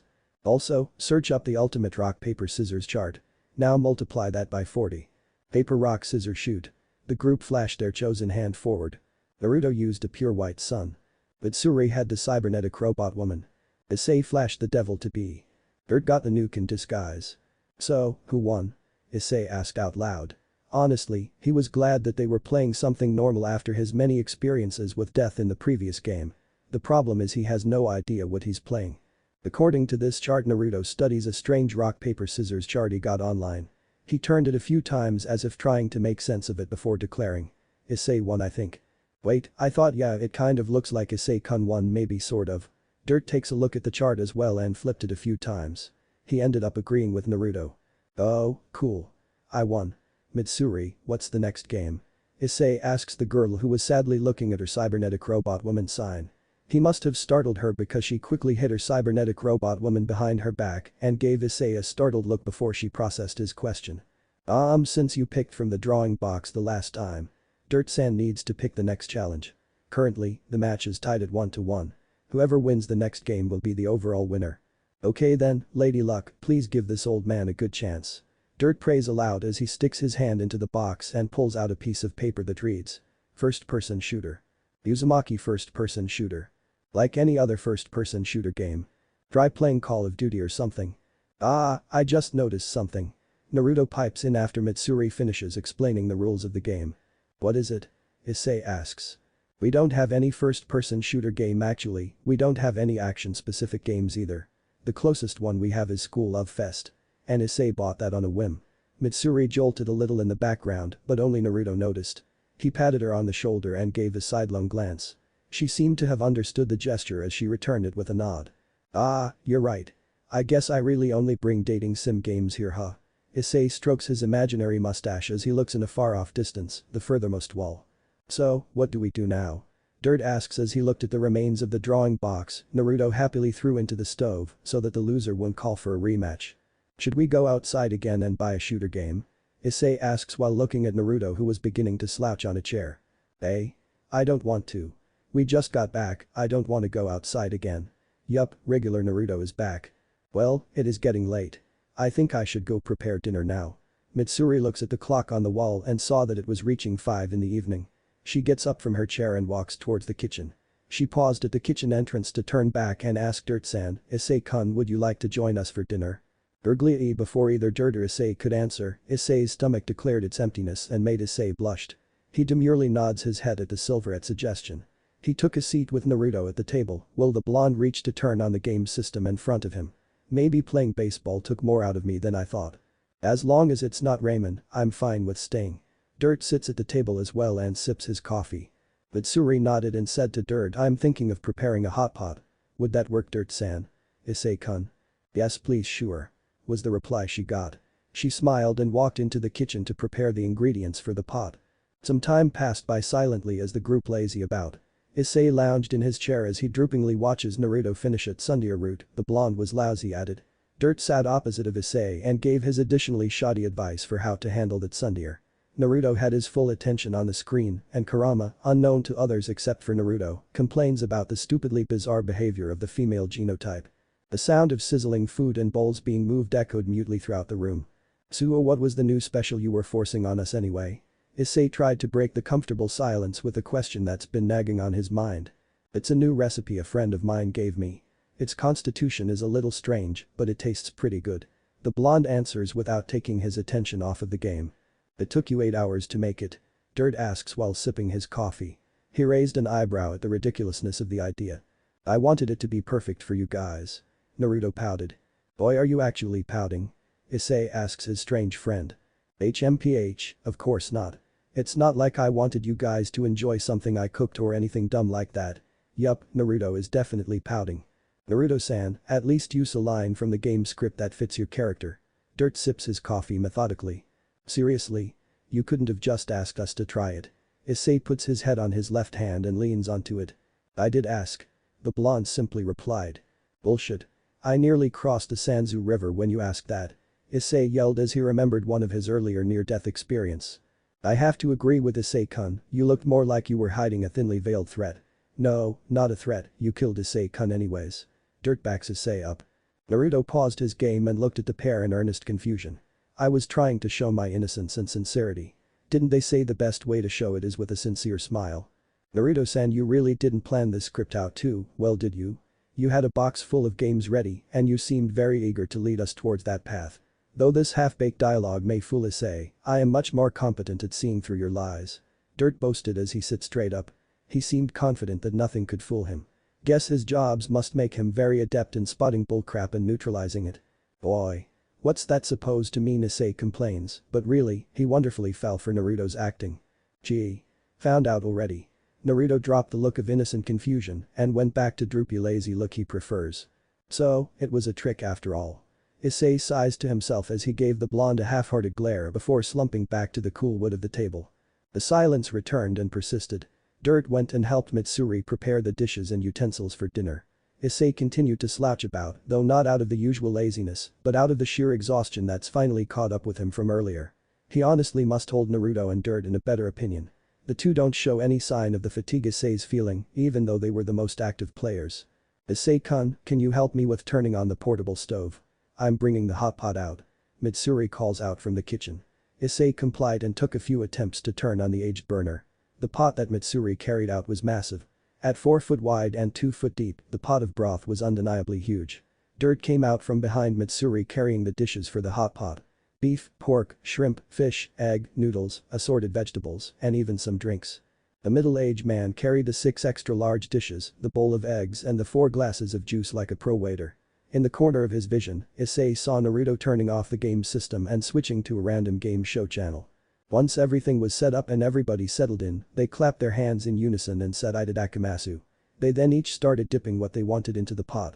Isay went straight for the fattest piece of beef he saw. Dirt got a ladle and started spooning broth into his bowl, which was filled with noodles.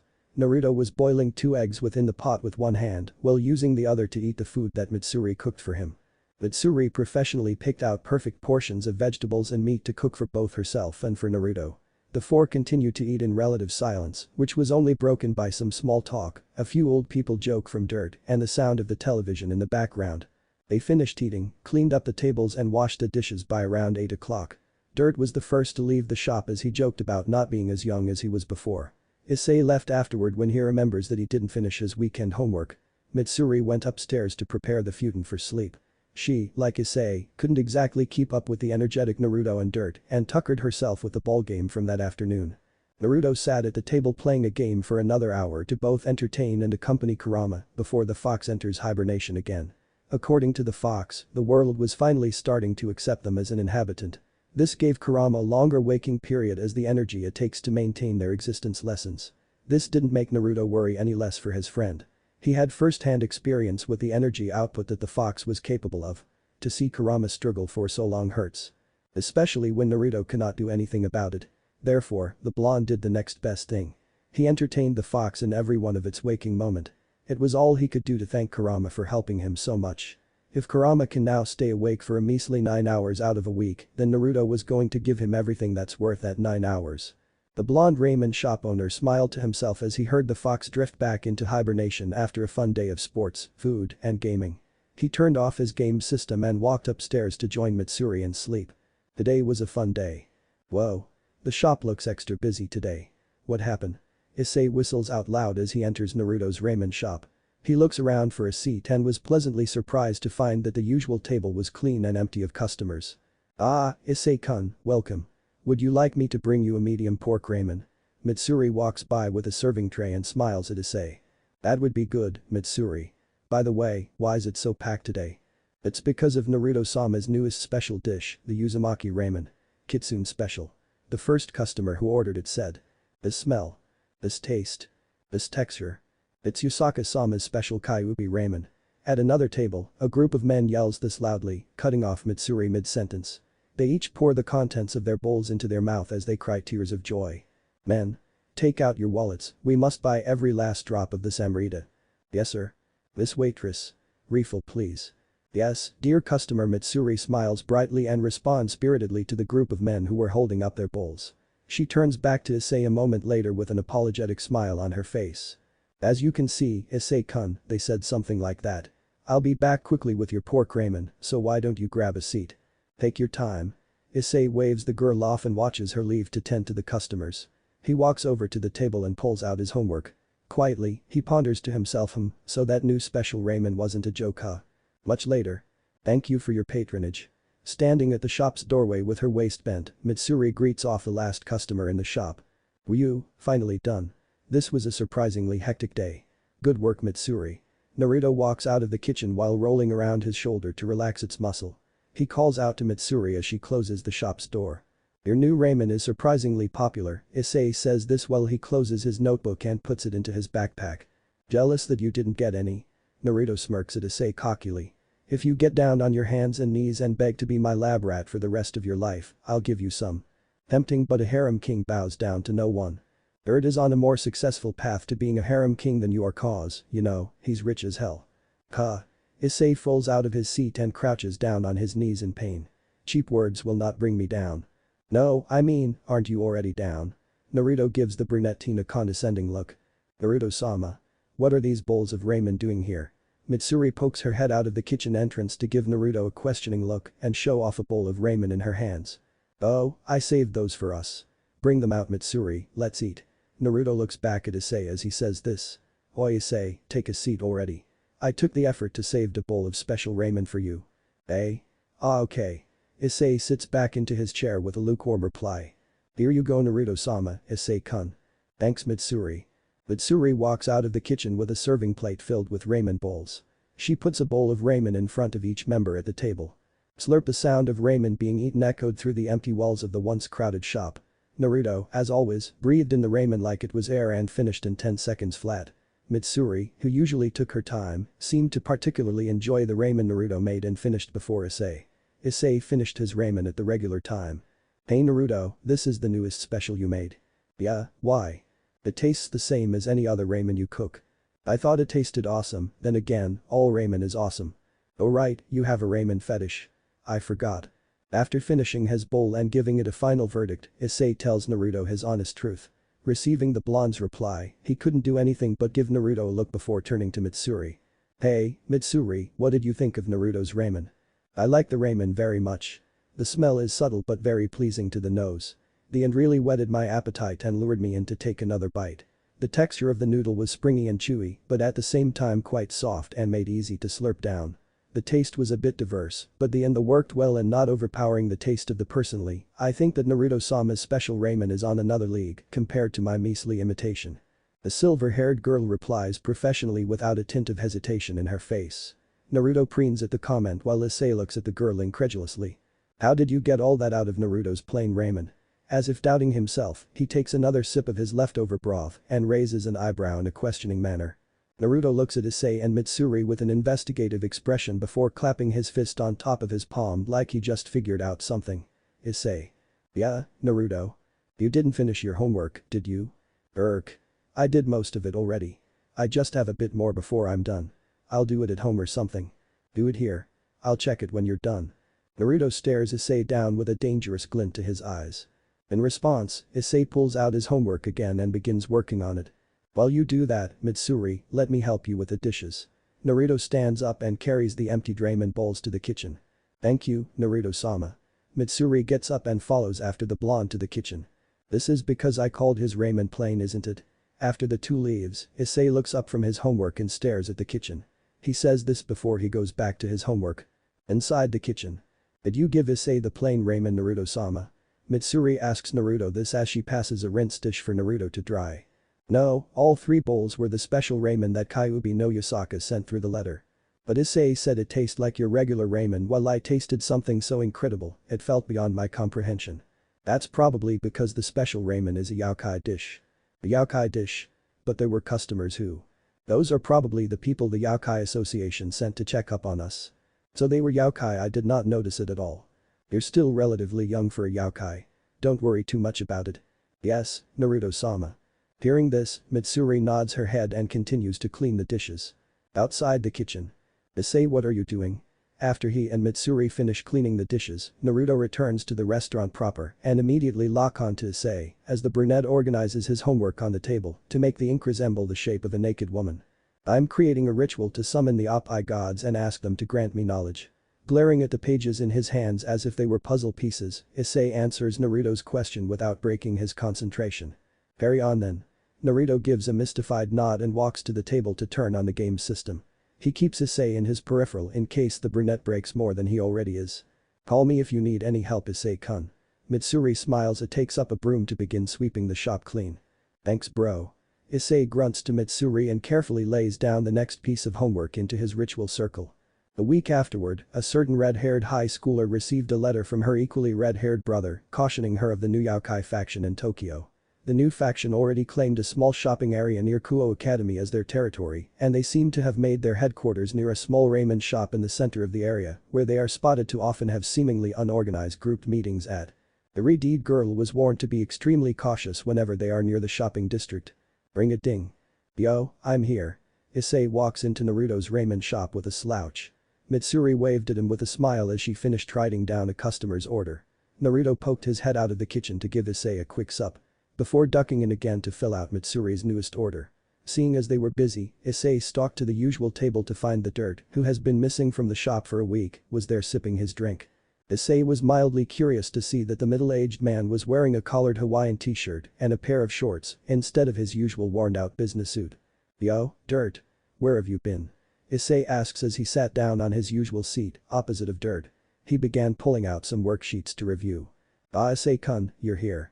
Here, I brought a souvenir for you. Dirt hands Isay a gift bag with some foreign lettering that Isay couldn't understand. A souvenir? Were you on a business trip or something? Isay gratefully accepts the bag with a thank you. No, it was the opposite actually. Some of my co-workers said that I was overworking myself and suggested that I needed to take a relaxing trip. Luckily enough, another co-worker had spare tickets to visiting Spain and I somehow or another ended up tagging along. It was a fun trip. Dirt reminiscent as Isay gives him a stony face that expressed you. Work. What work? Hoped you had fun. Now then, let's see what you got me. Pushing off Dirt's obvious taunt for its Akomi, Isay opens the gift bag to find 4 magazines. Confused, he pulled them out and widens his eyes comically. "IDRTUW what Isay stutters as he stares at the magazines in absolute awe and wonder. He gently puts the stack of magazines back in the gift bag and looks at Dirt. He gave Dirt a stare that lasted for 5 seconds before cracking into a mad grin and jumps at the middle-aged man. "Dirt. You're such a bro," was what he yelled aloud before he glomped the coffee-sipping old man. "Yup, you guessed it, Dirt bought Isay Spaniard porn." "Oh? So, you've decided to give up on his ridiculous harem plan and aim for the safer path of the rich unmarried gentleman, huh? Good for you, Isay." Naruto walks out of the kitchen just in time to see Isay tackle the coffee addict. Isay tearily lets go of Dirt to grab the gift bag laying on the floor and showed it to Naruto, completely forgoing to comment on the blonde's insult due to sheer happiness. "Naruto. Check out what Dirt gave me." "What is this Spanish?" Naruto looks into the bag and pulls out one of the magazines. He realized it was porn on first sight but didn't realize the language until he stared at it for a bit. He looked over to Dirt with a crooked smile and says, "Did you go all the way to Europe just to buy something to woo Isay with? You know he'll roll over and bark for normal Japanese porn, right?" "Ahahaha, strange as always, Naruto-san. Here, I bought you and Mitsuri a gift as well." Dirt laughs off Naruto's insinuation and hands the Ramen pair their souvenir. "You were just tempting me, aren't you? Not gonna fall for it. Now let's see what I got." Naruto glared at Dirt for a good 2 seconds before taking the gift and ripping the wrappings to shreds. Naruto lifted up the object that was once covered in wrapping, beheld it to his eye level, and then chucked it at Dirt. "This is just more porn, damn it."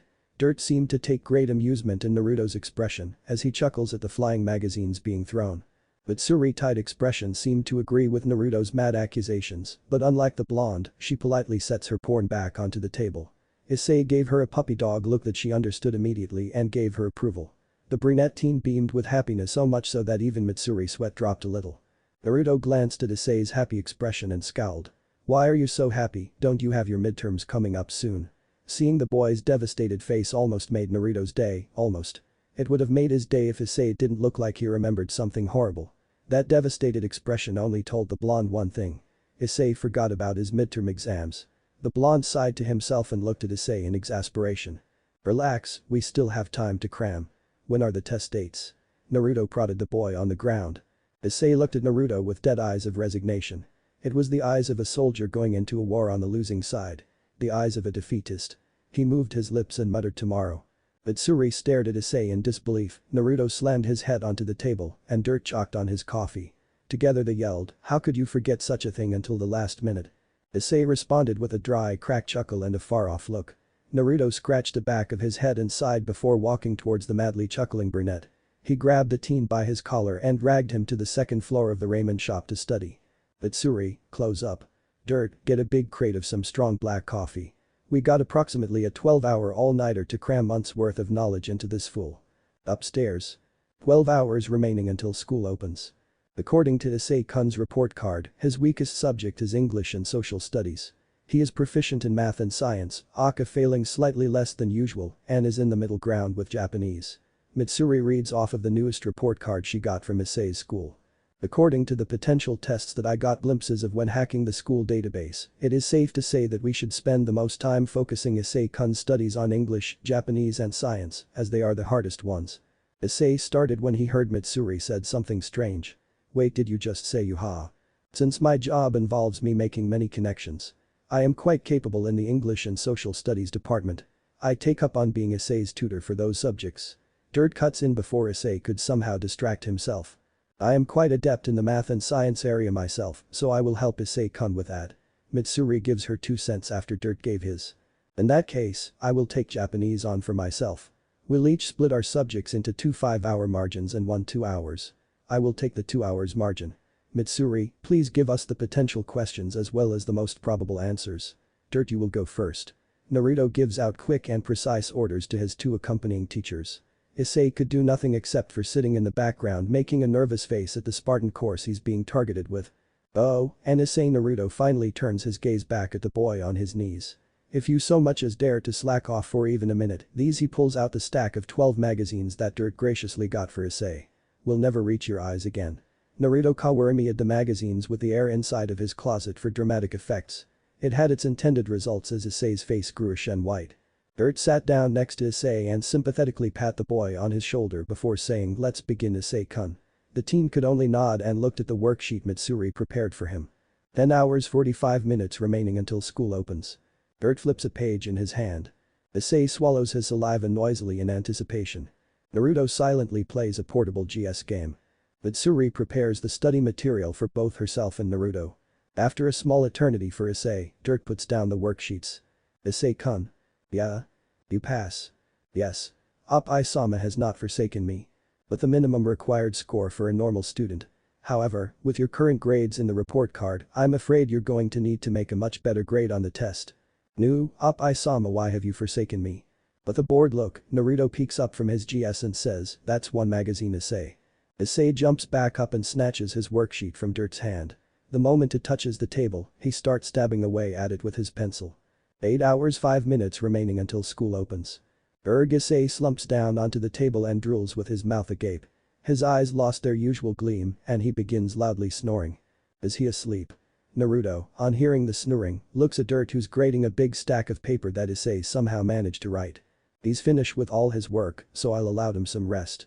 Dirt flips to another page with the number 32 printed on its top left. Really, that boy finished all 50 worksheets in around an hour. He flips to page 33 and spins his unused red pen. And most of it is correct as well. So he can do it after all. Mitsuri, wake him up when it's your time to teach. Naruto gives the brunette a glance before he returns to his GS game. Yes, Naruto-sama.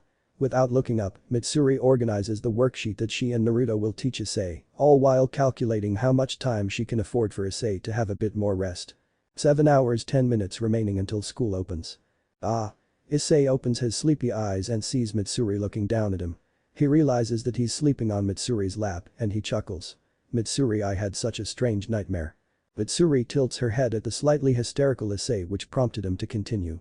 Naruto was threatening me to study for 12 hours straight or he'll take away all my porn, how crazy is that, huh? Isay starts chuckling deliriously at the strange idea. That's still happening, Isay. In fact, it's about to be Mitsuri's turn to teach you soon. Naruto peeks over Mitsuri's shoulder and shows Isay an alarm clock.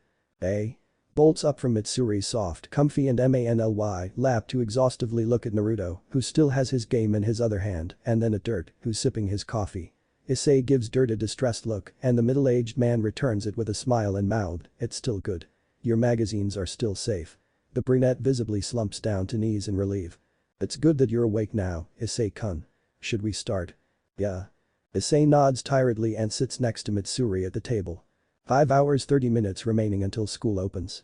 And you do this and carry the variable x over to here to complete the equation. Mitsuri leans over Isay's shoulder in order to show him the steps to solving the type of question she was just explaining. Whoa, that was all that was needed. How come I never remember learning about this? Isay gazes in wonderment at the solution Mitsuri neatly wrote down. This way of solving such questions is written in your textbooks. Did you not read that chapter, Isay-kun? What textbook? Isay looks at Mitsuri with honest confusion in his eyes. Isay-kun, have you ever seen this book before? It's your school textbook. Mitsuri hands Isay a semi-thick blue hard-covered book. No, I've never seen this before. Isay takes the book and flips through it with a bit of consternation. Oh hey, it has what the teacher's been teaching us, and solutions too. Isay's eyes glow in joy as he flips to a page with questions he recognizes. After flipping through the textbook for a bit, he turns to look at Mitsuri in complete amazement. As expected of you, Mitsuri. You're prepared for anything. Haha, thanks, Isay-kun. Mitsuri takes the compliment in stride and feels her smile twitch slightly. Both Dirt and Naruto look up from their respective cup of coffee and PFP to give Isay the "Are you an idiot?" look behind Isay's back. 4 hours 10 minutes remaining until school opens. And that's the final question. Mitsuri checks over the last of Isay's worksheet to see if they missed anything. Good job, Isay-kun, why don't you go rest for a bit before your tutoring time with Naruto-sama? Isay nods tiredly again for the xth time that day and slumps onto the cool wooden table. Mitsuri, by your calculations, what are the chances of Isay passing his tests tomorrow?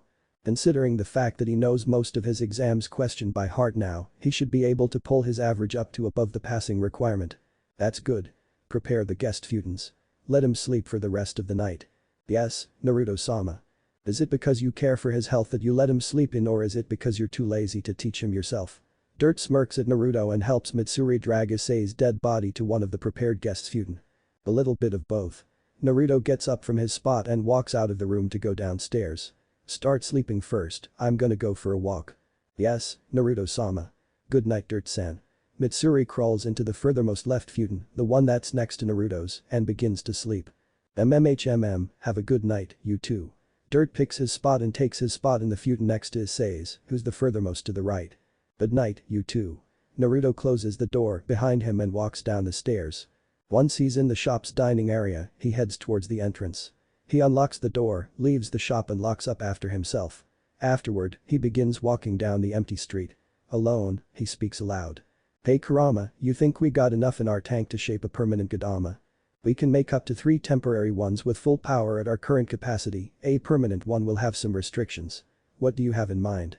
Let's make a good luck charm. 1 hour after school opens, 30 minutes remaining until class starts. I'm late, I'm laddie. Isay rushes downstairs with his clothes disheveled and his hair a crow's nest. Ah, Isay-kun, please wait a moment. Walking out of the shop's kitchen, Mitsuri calls after Isay as he jumps down the last few steps of stairs. What's up, Mitsuri? Isay stops short at the entrance and turns around to see Mitsuri wearing an apron. Here's your lunch and I wish you good luck on your test. Mitsuri hands him a bento box while also tucking in his shirt, straightening out his pants folds, and buttoning up his jacket all at the same time. Yes, remember your preparations and you should do well. Dirt jumps in as well from his usual seat at the table they always sat at. As always, he has a coffee cup in hand. Yeah. Thanks, I'll do my best. Isay nods confidently and races out the ramen shop when Mitsuri lets go. He runs for about a minute to his school's direction before he spots a familiar mop of blonde hair. Oh. Naruto, what are you doing here? Just taking a walk. Here, catch. Oh? Naruto throws a black object at Isay, and the brunette catches it softly in his hands. An omamori. Isay opens his hands to see a pitch black omamori. He pauses for a second before looking back up to Naruto. Good luck on the test. The blonde walks past Isay and give him a pat on his shoulder. Without another word, Naruto walks towards the direction of the ramen shop. Ah, thanks Naruto. Isay grins at Naruto before he starts running to school again. Ring. Safe. Isay rushes into his class just as the bell rings. He slides into his chair and slumps his back into it. He tries to calm his labored breathing and only somehow made himself more nervous for the test. He groans to himself as he tries to remember the Spartan teachings that Naruto, Dirt, and Mitsuri tried to imbue into his brain. He somehow managed to remember Mitsuri's efficient teachings and Dirt's hands-on lots of riding approach. For some reason though, he can't remember Naruto's attempt at teaching. Any of it, actually. Knowing how enthusiastic the blonde was at getting him to study, Isay was sure that the blonde did something crazy to teach Isay, but for whatever reasons, he can't remember it. Was Naruto's teaching style so bad that my brain actively tried to wipe out the memories? Is that even possible? Before Isay could continue his train of randomness, the classroom door opened. Since this is a testing day, a random teacher is assigned beforehand to each class to administer the tests to the students. Trying to get his mind off of his re-enclosing nervousness, he took a look at the teacher and did a waterless spit take. Now he understood why he sensed a weird feeling of déjà vu. -10 minutes earlier outside the Kuo Academy school gate. Alright Mitsuri, you're the fill-in student for the empty seat next to Isay, use whatever skills you have to throw off attention to yourself. Dirt, you'll be the first test administrator for Isay's class. I'll be the brain who's in charge of overlooking the situation and giving instructions. The main objective of our mission is to passively encourage Isay to pass the test. All forms of cheating will be regulated by me and carried out by you too. Remember to keep wearing your mini headphones for the remainder of this mission and don't let others notice it. Is there any question? Naruto asks as he sits within the cover of a bush while wearing camo clothing. It didn't really work out because of his blonde tufts. When and how did you even prepare all of this? Dirt asks as he fixes his gray tie while looking at a full-size mirror Mitsuri was holding up. About an hour ago I went to the principal and asked. He readily accepted my proposition. Naruto simply said. It wasn't a lie, just not the full truth. He did come to Kuo Academy and ask the principal, with an extra helping of grade 8 Kurama Jinjutsu, and the principal did accept after approximately 10 minutes of Jinjutsuing. Dirt seems to have left it at that, so Naruto deemed that he didn't need to explain any further. Is there any other question? Seeing the other 2 squad members shake their head, Naruto grinned and said good. Mission start. Isay's classroom. Dirt passed out the test and went back to the teacher's desk to read his magazine and drink his coffee. He didn't do anything strange when he got to Isay's table, besides mouthing the words Naruto's idea, so Isay figured that this is just their way of encouraging him on. An hour passed and Isay had to admit that he was doing the test with relative ease. So far, he has passed no questions that he did not remember already doing. It was both reassuring and scary how all these answers that Isay's pouring out is from Mitsuri's worksheets. He made a mental note to not let the silver-haired girl go near his computer, ever. He was near the end when he came across a question he did not remember doing. He tried to comb his mind of any mention of this question, but came up blank. Panicked, he sat there for 5 minutes trying to do it himself, but he soon found that he had no idea where to start. Was this a new concept that Naruto was supposed to go over with him? Is this question in the blank spot of his memory of being with Naruto for the night? In that case, this is extra bad. If he misses this question and Naruto finds out, his porn collection would disappear. Isay sat there practically hyperventilating when something moved from the corners of his eyes. He made a subtle glance towards the moving object and almost screamed aloud at seeing Mitsuri sitting in one of the empty seats in the classroom doing the test as well. He rubbed his eyes once and still sees Mitsuri wearing the cute Kuo Academy uniform. He rubbed them again and still sees a very real Mitsuri casually doing the test in the cute Kuo Academy uniform. The very real Mitsuri took a quick glance at him and then signaled something with her facial expression. He somehow understood her signal and glanced down to her hand, which held 3 fingers up. He immediately understood what that meant and circled the answer choice to the question he had trouble with. Somewhere within his mind, he knew that he was doing something bad, but honestly, he didn't care. Mitsuri is being an overqualified bro by trying to help him out. Who is he to reject such a thing? Who is anyone to reject such a thing? And like that, time passed until lunch started. Kuo Academy's courtyard. Lunch started after the first 3 portions of the test was finished and the students filed out of the room. Mitsuda and Motohama questioned why Isay is staying behind but left quickly when the brunette reminded them that it was the swim club's day to take their physical. Isay also wanted to go as well, but the curiosity for questioning the certified hacker and old man about what they're doing here prevailed. The cheating pair, in turn, smiled at Isay like the Cheshire Cat and led him to the courtyard. They walked up to a tree and Isay saw a familiar mop of blonde hair sticking out from behind it. Circling around, Isay sees Naruto, in orange camo, sitting under the shades of the tree. Naruto sees the group as well and waved. "Yo, Isay. How's the test so far?" The blonde was slurping away at a steaming ramen bowl in his hands. "Scarily well. I don't think I need to tell you about it." Isay sits down, facing Naruto, and pulls out the lunchbox Mitsuri packed for him earlier. "Yes, Naruto-sama only instructed me to help you twice." Mitsuri sits next to Naruto, pulls out 2 lunchboxes from her school bag and hands one to Dirt. She turns to Isay and gives him a complimenting smile. "Well done, Isay-kun. Where were you anyways? I didn't see you anywhere to observe us." Dirt takes a seat next to me. He looks at Naruto as he opens Mitsuri's lunchbox. "I was in one of the trees." Naruto waves around the binocular that was hanging off his waist. "And I can be very stealthy, it's no wonder you didn't see me." "Let me guess, you've been training since the age of 12 in order to become a ninja." Isay deadpans at Naruto. The blonde nodded as he stuffed his face with ramen while Isay rolled his eyes. Dirt sat there and sips his infinite coffee cup after quickly demolishing Mitsuri's lunch. Mitsuri pulled out an extra large thermos as well as 3 cups and hands Naruto and Isay a cup of tea. They sat in relative silence for a while before Naruto spoke. "So what do you usually do at lunch break?" "I usually either eat lunch with Mitsuda and Motohama or I go peeking with them. Sometimes both." What a proactive way to spend time in school. Ah, the bliss of youth. Dirt nods sagely at Isay's words, as if it was a regular thing that everyone does.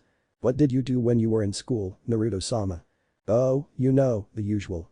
Practicing how to throw ninja kunai and ninja shurikens, doing some ninja exercises, learning about ninja history and how to do ninja taxes. It's the usual." "Nothing about that is usual, you ninja fetishes." Now Isay-kun. You can't judge others by what they did, in fact, back in my days." "Dirt-san, your birth certificate says you're only 39. Not much has changed since your days have passed." Mitsuri-san saying something really scary. "Ah, that reminds me.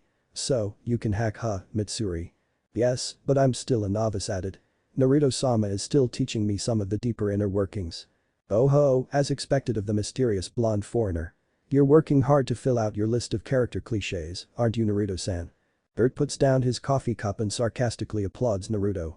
The blonde ignores the man in favor of gorging down his newest ramen bowl. Isay looks at the blonde incredulously. "Seriously, what do you think ninjas do?" "Not being hackers and masters of computer-based espionage, obviously.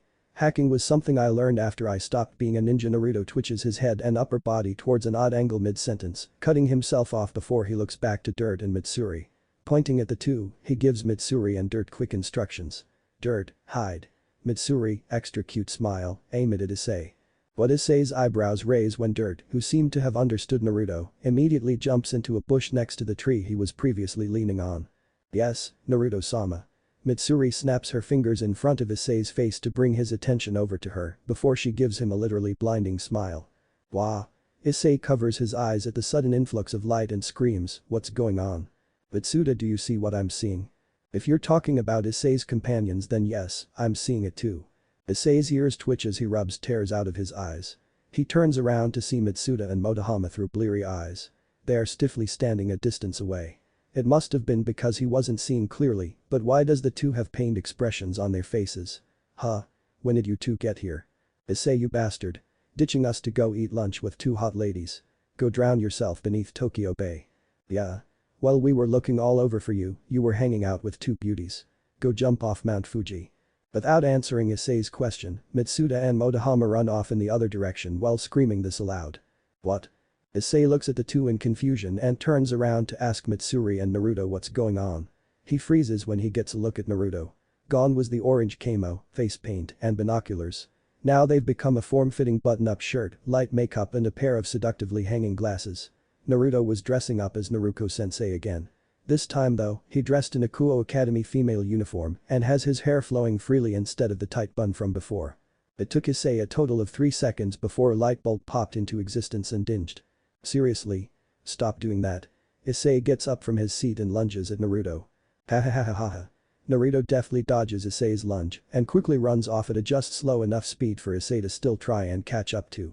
Ah, the bliss of youth. Dirt sips his coffee as he climbs out from the bush he's hiding in. Isay-kun. Naruto-sama. Class is restarting in 10 minutes, don't be late.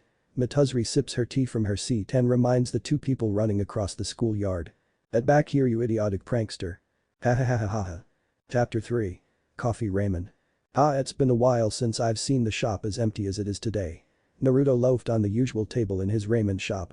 Besides him was Dirt, who as always, was sipping on his cup of coffee and reading a newspaper. Mitsuri was in the kitchen, packing up the remains of today's still plentiful stocks. Isay hadn't come to the shop immediately after school, so he probably got caught peeking and was given detention. It really is rare. I've never seen you having 2 or 3 customers a day since Mitsuri-san started working here. Perhaps it is because of the festival across town. Dirt looked up from his newspaper and gave Naruto a possible reasoning for his lack of customers. The festival? Which one? Naruto's interest peaked a little at the mention of a festival. The Sano festival, Naruto-sama. Mitsuri walked out of the kitchen while wiping her hands on her apron. The festival parade passed by the other side of town sometime between 4 and 5 o'clock earlier this evening. Ring a ding. Here you guys are. Everyone in the shop turns to see Isay walking in wearing a simple brown yukata. I didn't see any of you guys at the parade, so I figured you'd be here. Aren't you going to the festival? Isay asks while looking at the undecorated group. Would you figure we'd be at the parade? Naruto asks the teen in the dark brown kimono and sandals. Well, since the festival is always held on the other side of town, this shopping district usually closes down at lunchtime. Most of the shop owners here opens up a stall near the shrine where the festival is held, so I figure you'd be there too. Didn't your neighbors tell you that? Isay explains to him while giving his blonde friend a questioning look. No, I don't speak to my neighbors often. They think that I'm an insanity asylum escape convict. I'm not even going to ask. He looks over to Dirt and Mitsuri. So you guys want to go to the festival or not? Well, it does sound more enjoyable than staying in the secluded shop the whole time. Dirt scratches his stubble.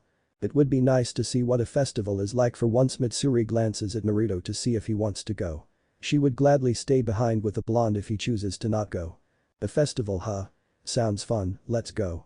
Naruto was at the shop's entrance and dressed in an orange yukata before anyone could blink. One moment he was lazily slouching on the table and the next, he's energetically bouncing like a kid on a sugar rush at the door. Hurry up. Come on already. We've wasted enough time.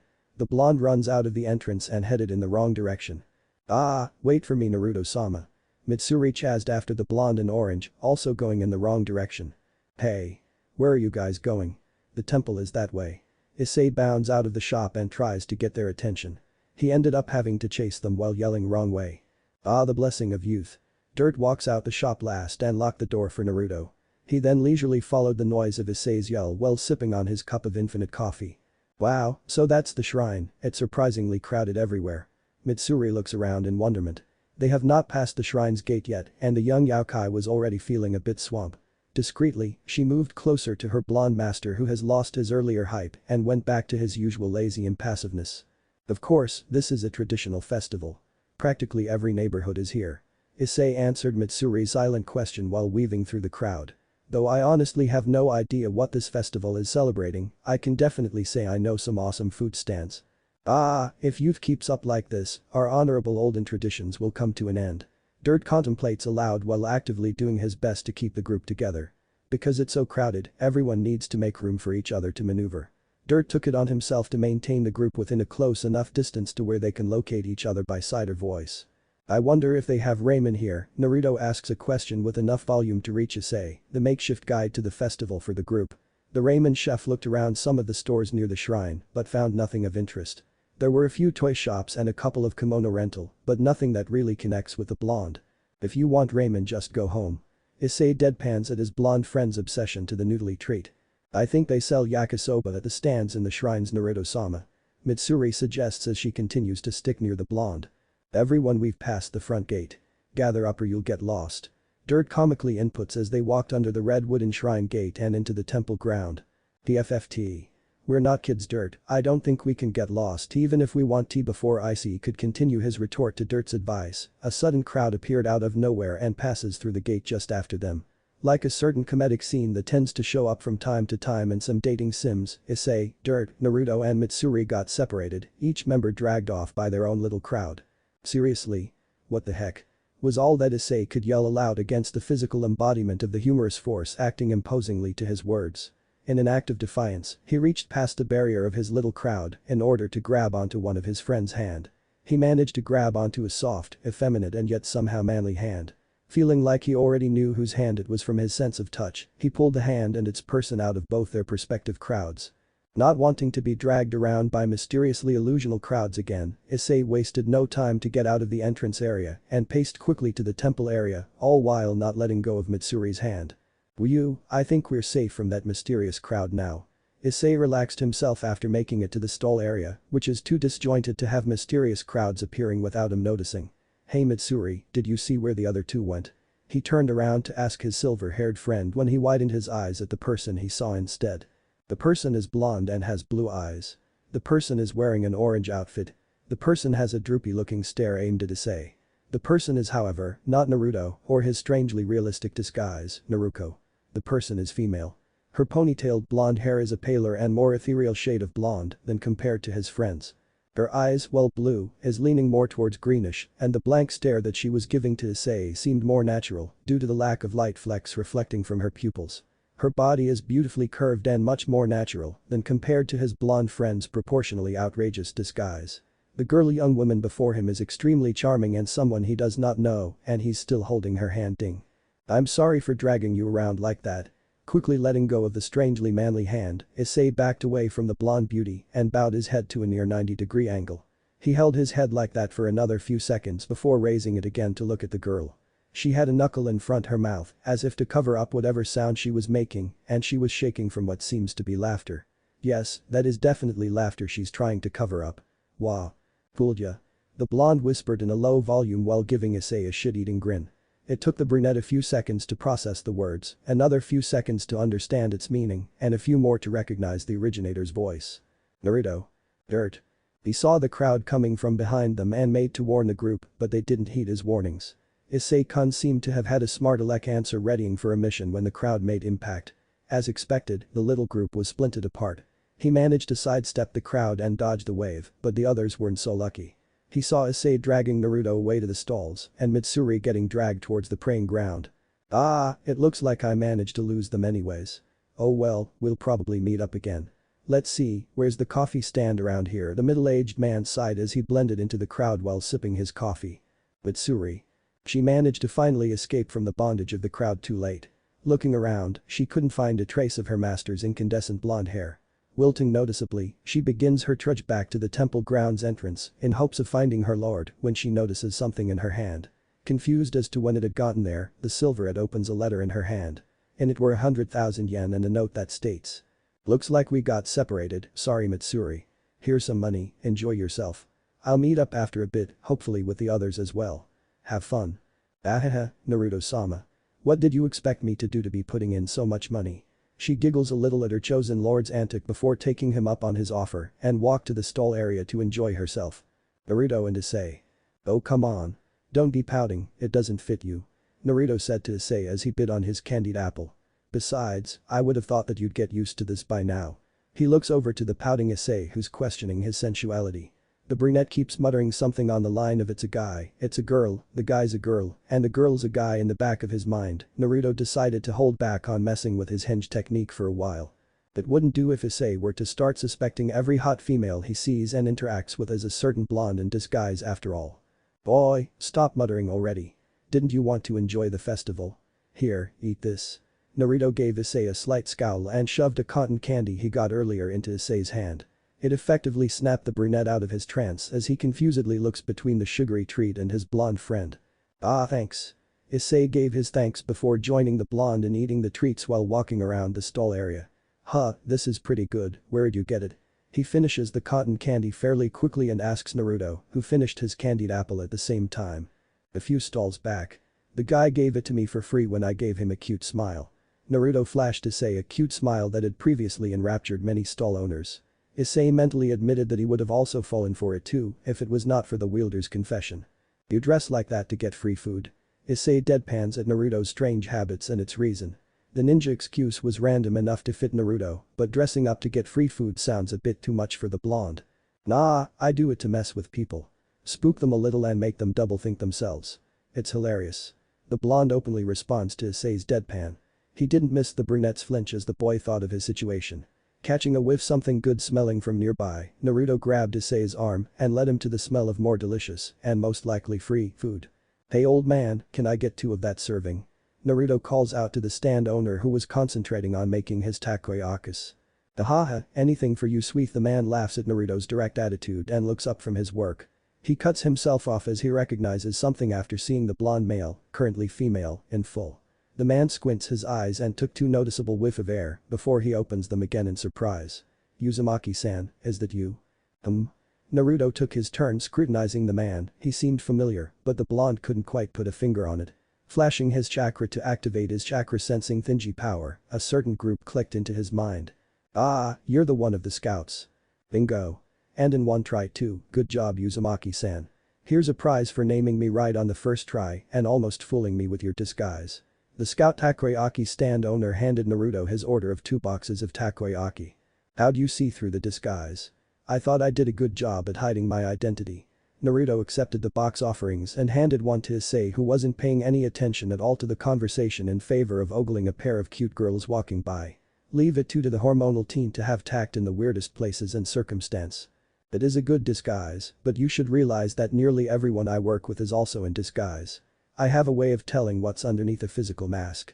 The man tapped his nose while filling out another order for the customers that was behind Naruto. So you're showing the young one the culture of Japan.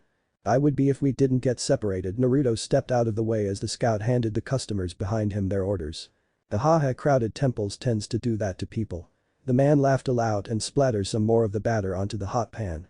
If you find her though, lead her to the back gates over there by the temple ground.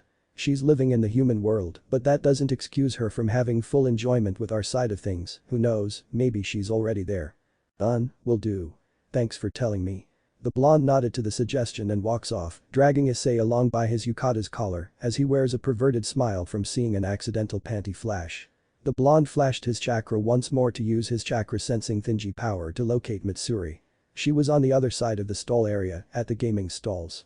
Though he wasn't much of a sensor, he can still tell some emotions by the vague movements of a person's energy. Mitsuri's was calm yet energetic, showing that she's, hopefully, enjoying herself. Glad that his sort of roommate is having fun, he walks to the gate that the scout had mentioned before. He has no idea what to expect, but he sure as heck knew that it was different from what he's seeing now. Even before he met Mitsuri, he knew that there was more than humans living in this world like the Bijuas and summonings of his previous world, but the problem was that he never really bothered looking into them until Mitsuri appeared. Knowing nothing more than a few Wikipedia searches, he was kind of excited about what's to come. Hey Naruto, where are we going? Isay on the other hand was beginning to sweat in apprehension. When he finally noticed his surrounding was auspiciously missing cute females in kimonos, Naruto had already dragged him off to who knows where. The glint in the blonde's eyes that reminds him too much of serious Naruto is already a warning flare.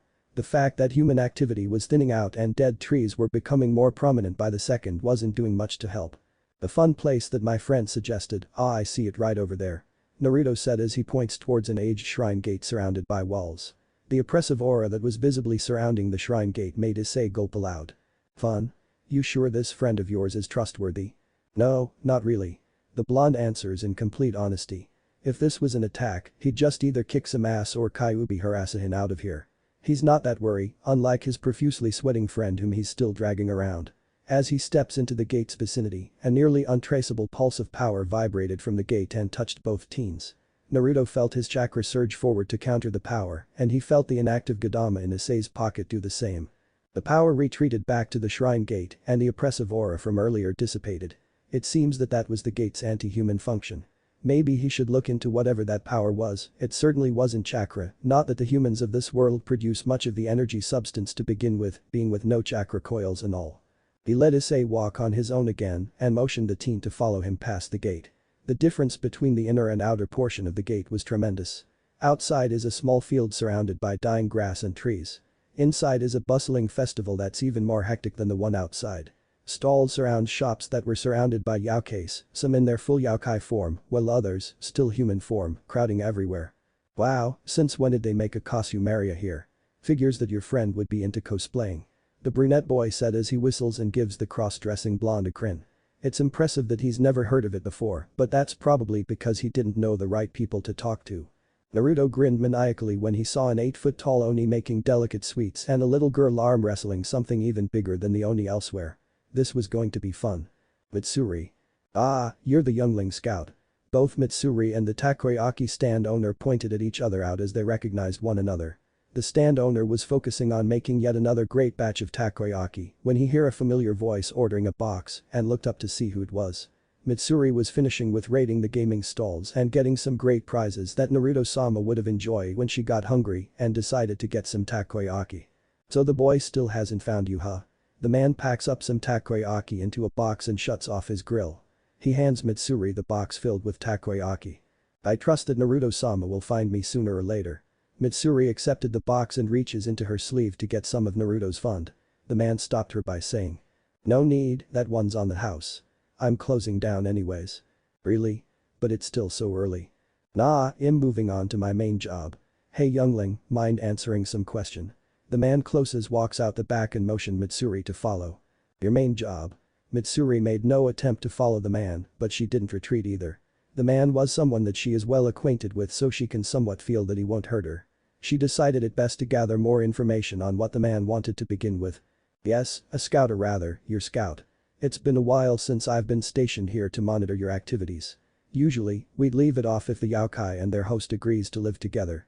The situation with you, however, is a bit special. I wish to ask some questions and maybe answer a few to make my job easier." The scout explains to the cautious girl his intentions and jokingly puts his hands up in the air as if to surrender. Mitsuri found the answer satisfactory and begins to cautiously follow the man. They didn't move far, or rather, at all, as they only moved to the back of the stall. Hidden in the shadows of the stall, the scout made a few hand gestures and stuck a piece of paper onto the stall's wall. Mitsuri felt a chill crawling up her spine as the air between her and the scout shimmered. She tenses and looks at the man questionably. "Don't worry, this is just a barrier to tone down volume inside and keep away curious eyes. You can easily walk out or even scream and people will notice you again." The scout scratches the back of his head and gives Mitsuri a disarming smile. It still calmed her, even if by a small amount. "Okay. What is it you want to ask?" Disregarding her caution for now, she asks the man for his question. "The first, what is your host in any way or form hurting you or influencing you to do anything you do not wish to do?" The man pulls out 2 folding chairs and hands one to Mitsuri. He then sat down on his and pulls out a small journal and began reading from it. He looks up at his interviewer and gives an almost apologetic smile. "Sorry, it's part of the job, even if it's a stupid question." "No, it's alright."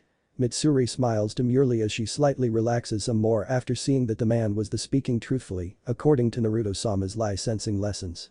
Mitsuri taps her chin in wonderment and answers the scout's question.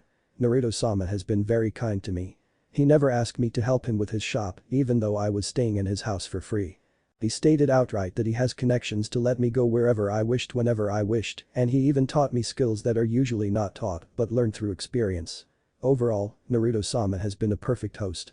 I see that answers the next question. What's next? The scout pulls out a pen and wrote something down before flipping the pages and writing in it every now and then.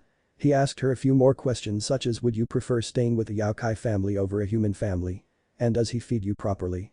Mitsuri answers them all truthfully, and before she knew it, the scout closed his journal and stood up with a relieved sigh escaping his lips. Phew, glad that's done.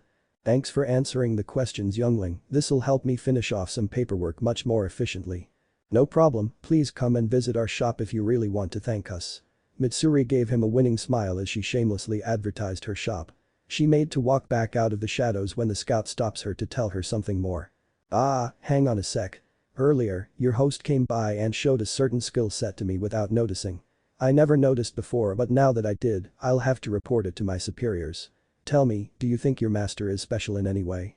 Naruto-sama has a bewildering mindset and tends to act very spontaneously. I do not know what you are talking about, but he does seem to be well aware of Yaoke's before I came into his life. At least, that is my impression from his ease with accepting me. Seeing nothing wrong with answering the man, Mitsuri replies like she did before, truthfully. I see, thank you for accommodating me on answering these strange questions. Go back and have fun at the festival. I suggest the fifth stall to the left of here, they have good buttered grilled corn. The man smiles dryly and stalked off into the deeper shadowed areas of the shrine before completely disappearing. Mitsuri looks at the spot where he disappeared for a few seconds before returning to the lights while humming to herself. Dirt. Excuse me, do you sell coffee at this stand? Sir, you asked me that not 5 minutes earlier and 30 minutes before that, we only sell buttered grilled corn here. Damn it. Dirt staggers off again and blends into the crowd to continue his self-appointed quest of finding any drinkable coffee.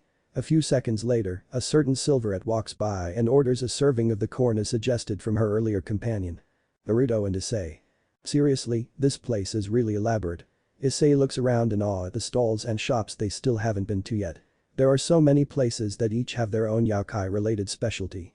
So far he and Naruto has visited the goldfish scooping stall, which had man-eating fish, the caricature stall, which drew what they look like if they were yokai, he was an oni, while Naruto was a kitsune, the gift-shooting stall, which Naruto earned them a pair of authentic heterochromatic lizard nude eyeballs, and the sumo stage, which had had two really big oni-like men duking it out.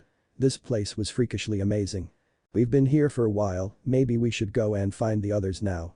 Naruto slurped up some yakisoba noodles while looking around for the familiar gate in which they entered. You're right. Wow, time passed by quickly. Isay pulled out his cell phone to check the time and found that time really has passed by without him noticing.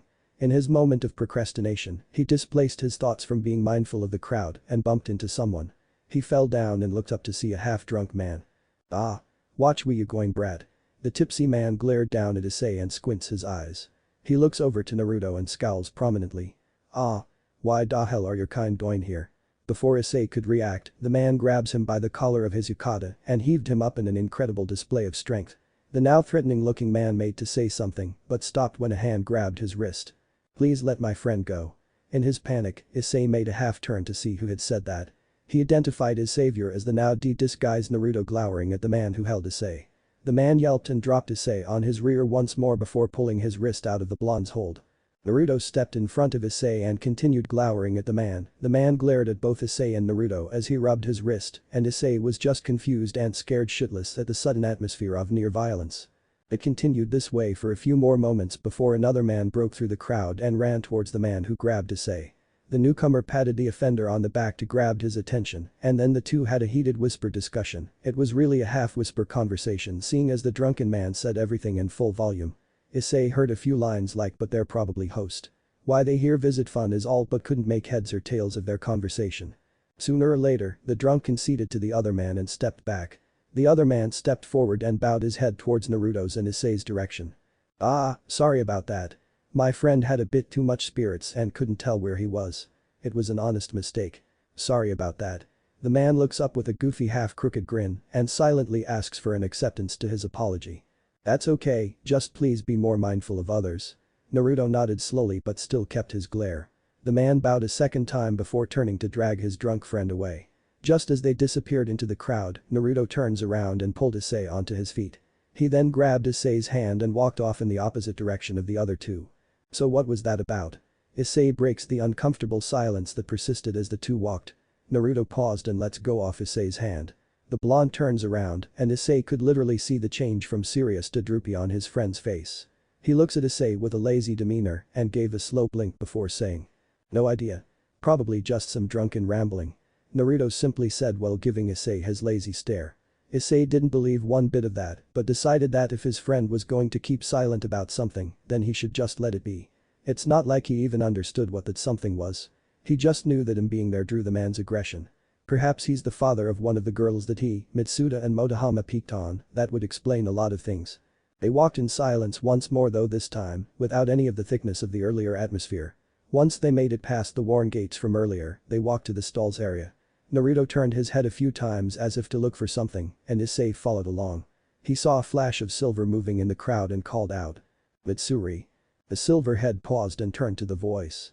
It took her a moment, but she seized the mop of blonde that could only belong to her master and spiky brown locks next to it. She navigates herself through the crowd and smiled happily as she sees her master and friend. Hello Isay-kun, Naruto-sama, did you enjoy the festival? Isay flinched as if he remembered something bad and gave an awkward smile. Naruto nodded his head and asked her the same question with a drowsy smile. It was enjoyable. How did you enjoy the festival, Mitsuri? I had fun, thank you very much, Naruto-sama. Mitsuri bowed her head to Naruto to show gratitude for him giving her money to enjoy herself. Naruto waved it off and Mitsuri raised her head again. Is Dirt-san not with you? The silverette looks around to locate the last member of the group but found that he was missing. Meh, the guy's probably off trying to find coffee or something. Isay quips at Dirt's affection for coffee. I don't know, maybe poor little Dirt got lost in the crowd.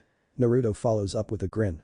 Beep beep beep. Before the group could continue their conversation, a speaker rang overhead and said attention all festival participants, this is an announcement from the Lost Child Service. Will the parents and or guardian of one Dirt please come and pick him up? I repeat, will the parents and or guardian of one Dirt please come and pick him up? Dirt. The group scrambles to find the Lost Child office. I seem to have run out of coffee. Dirt says as he puts down the ever-present cup of coffee in his hands. Naruto drops his controller. Mitsuri drops her broom. Isay drops his pencil. Eerily, the three turned their heads to Dirt's direction as one, mouth agape and eyes widened in shock. What? Did I miss something? Dirt looks around at those staring at him inquiringly. Chaos exploded. Mitsuri. Go get coffee ASAP. Naruto jumps out of his chair and orders Mitsuri to go to the kitchen to prepare Dirt's life essence. He then walks over to Dirt and pats the man gently while saying breath man, it's okay. Mitsuri will get some nectar immediately. Don't die on us here. Yes, Naruto-sama. Mitsuri bolts over the counter and enters the kitchen immediately after Naruto's command. Hello 119. This is an emergency. My friend is rapidly losing the liquid that's keeping him alive. Isay pulls out his phone and instantly begins filling in the request for an ambulance. Isn't this going a bit overboard? I'm not so into coffee that I need it to live, you know. Dirt begins chuckling as he figures out the cause of the commotion. He feels Naruto's deadpan drilling through him on his back without even turning around. He sees Isay closing his phone and turning around to add another deadpan to the group. Mitsuri sticks her head out of the kitchen and adds the third and final deadpan. You drink the stuff every day. You never seem to not be drinking the thing. Frankly speaking, I wouldn't be surprised if your blood is 99% coffee, Dirt-san. I limit it to only 20 cups a day, you know.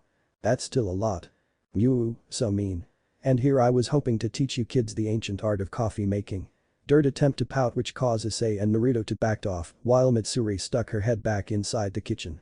So you wanted to show us how to make coffee? What's the point? Even Isay knows how to use a coffee machine probably. Naruto picks up his controller off of the ground and sits down again while giving Dirt a raised eyebrow. I'm not going to give you the pleasure of replying to that. Isay scowls in Naruto's direction and returns to his homework. Coffee machine? No, I don't mean that pathetic and miserable excuse of a half-assed drunken monkey bartender with no hands. No, what I mean is real coffee making. What I meant is this. With an engaging air flowing from him, Dirt pulls a large suitcase out of nowhere and puts it on the table which Isay had half in mind to clear up. Naruto shuts off his game system to see what Dirt was planning on doing, and Dirt dramatically flips the case open as he gathered everyone's attention, including Mitsuri's who's peeking out of the kitchen entrance. Inside the case was an assorted collection of tools, machines and beans. Isay stared at it and picked up one of the machines. He examined it for a while and looked over to Dirt. A fancier coffee machine. Naruto's automatic response was to smack the brunette upside his head while Dirt lamented on how his tools was being compared to the armless monkey. Mitsuri chuckled and told Isay that the thing he was holding was a portable water heater. So you wanted to show us the ancient art of coffee making by using modern tools for making coffee. Naruto raises his eyebrow as he holds up an electronic stove. The ancients wished they had this kind of technology. Dirt deadpans and unpacks all the tools. He lastly puts down the bag of, probably, coffee beans and clears his throat. I wanted to treat you kids to a proper cup of coffee since you've been looking sullen these past few days. True to his words, the shop's atmosphere has been leaning from calm and relaxing to eerily quiet and downright depressing the past few days due to a series of unimportant and unrelated circumstances such as Mitsuri slipping and breaking some plates, Isay taking one too many beatings from various females that he and his friends peeped on, Naruto having finally finished all his dating sims and having nothing to do and Dirt, well, nothing really happened to Dirt. But together in approximately the same time frame, the sullen atmosphere was created without anyone realizing it except for Dirt. So you brought all of this to make us coffee? Isay questions Dirt's plan. Not at all. I wanted to show you the art of coffee making so that you can do it yourself and cleanse your mind of all its earthly burden. To wash away all the taint that depression had left you with through the cleansing effects of the black nectar of the gods. And you wonder why we call you a damn coffee addict? Naruto stares at the middle-aged man stonily. Everyone knows that ramen is the true nectar of the gods. To say otherwise is blasphemy. I remember a coffee cake recipe I looked up earlier. Maybe I should try making some.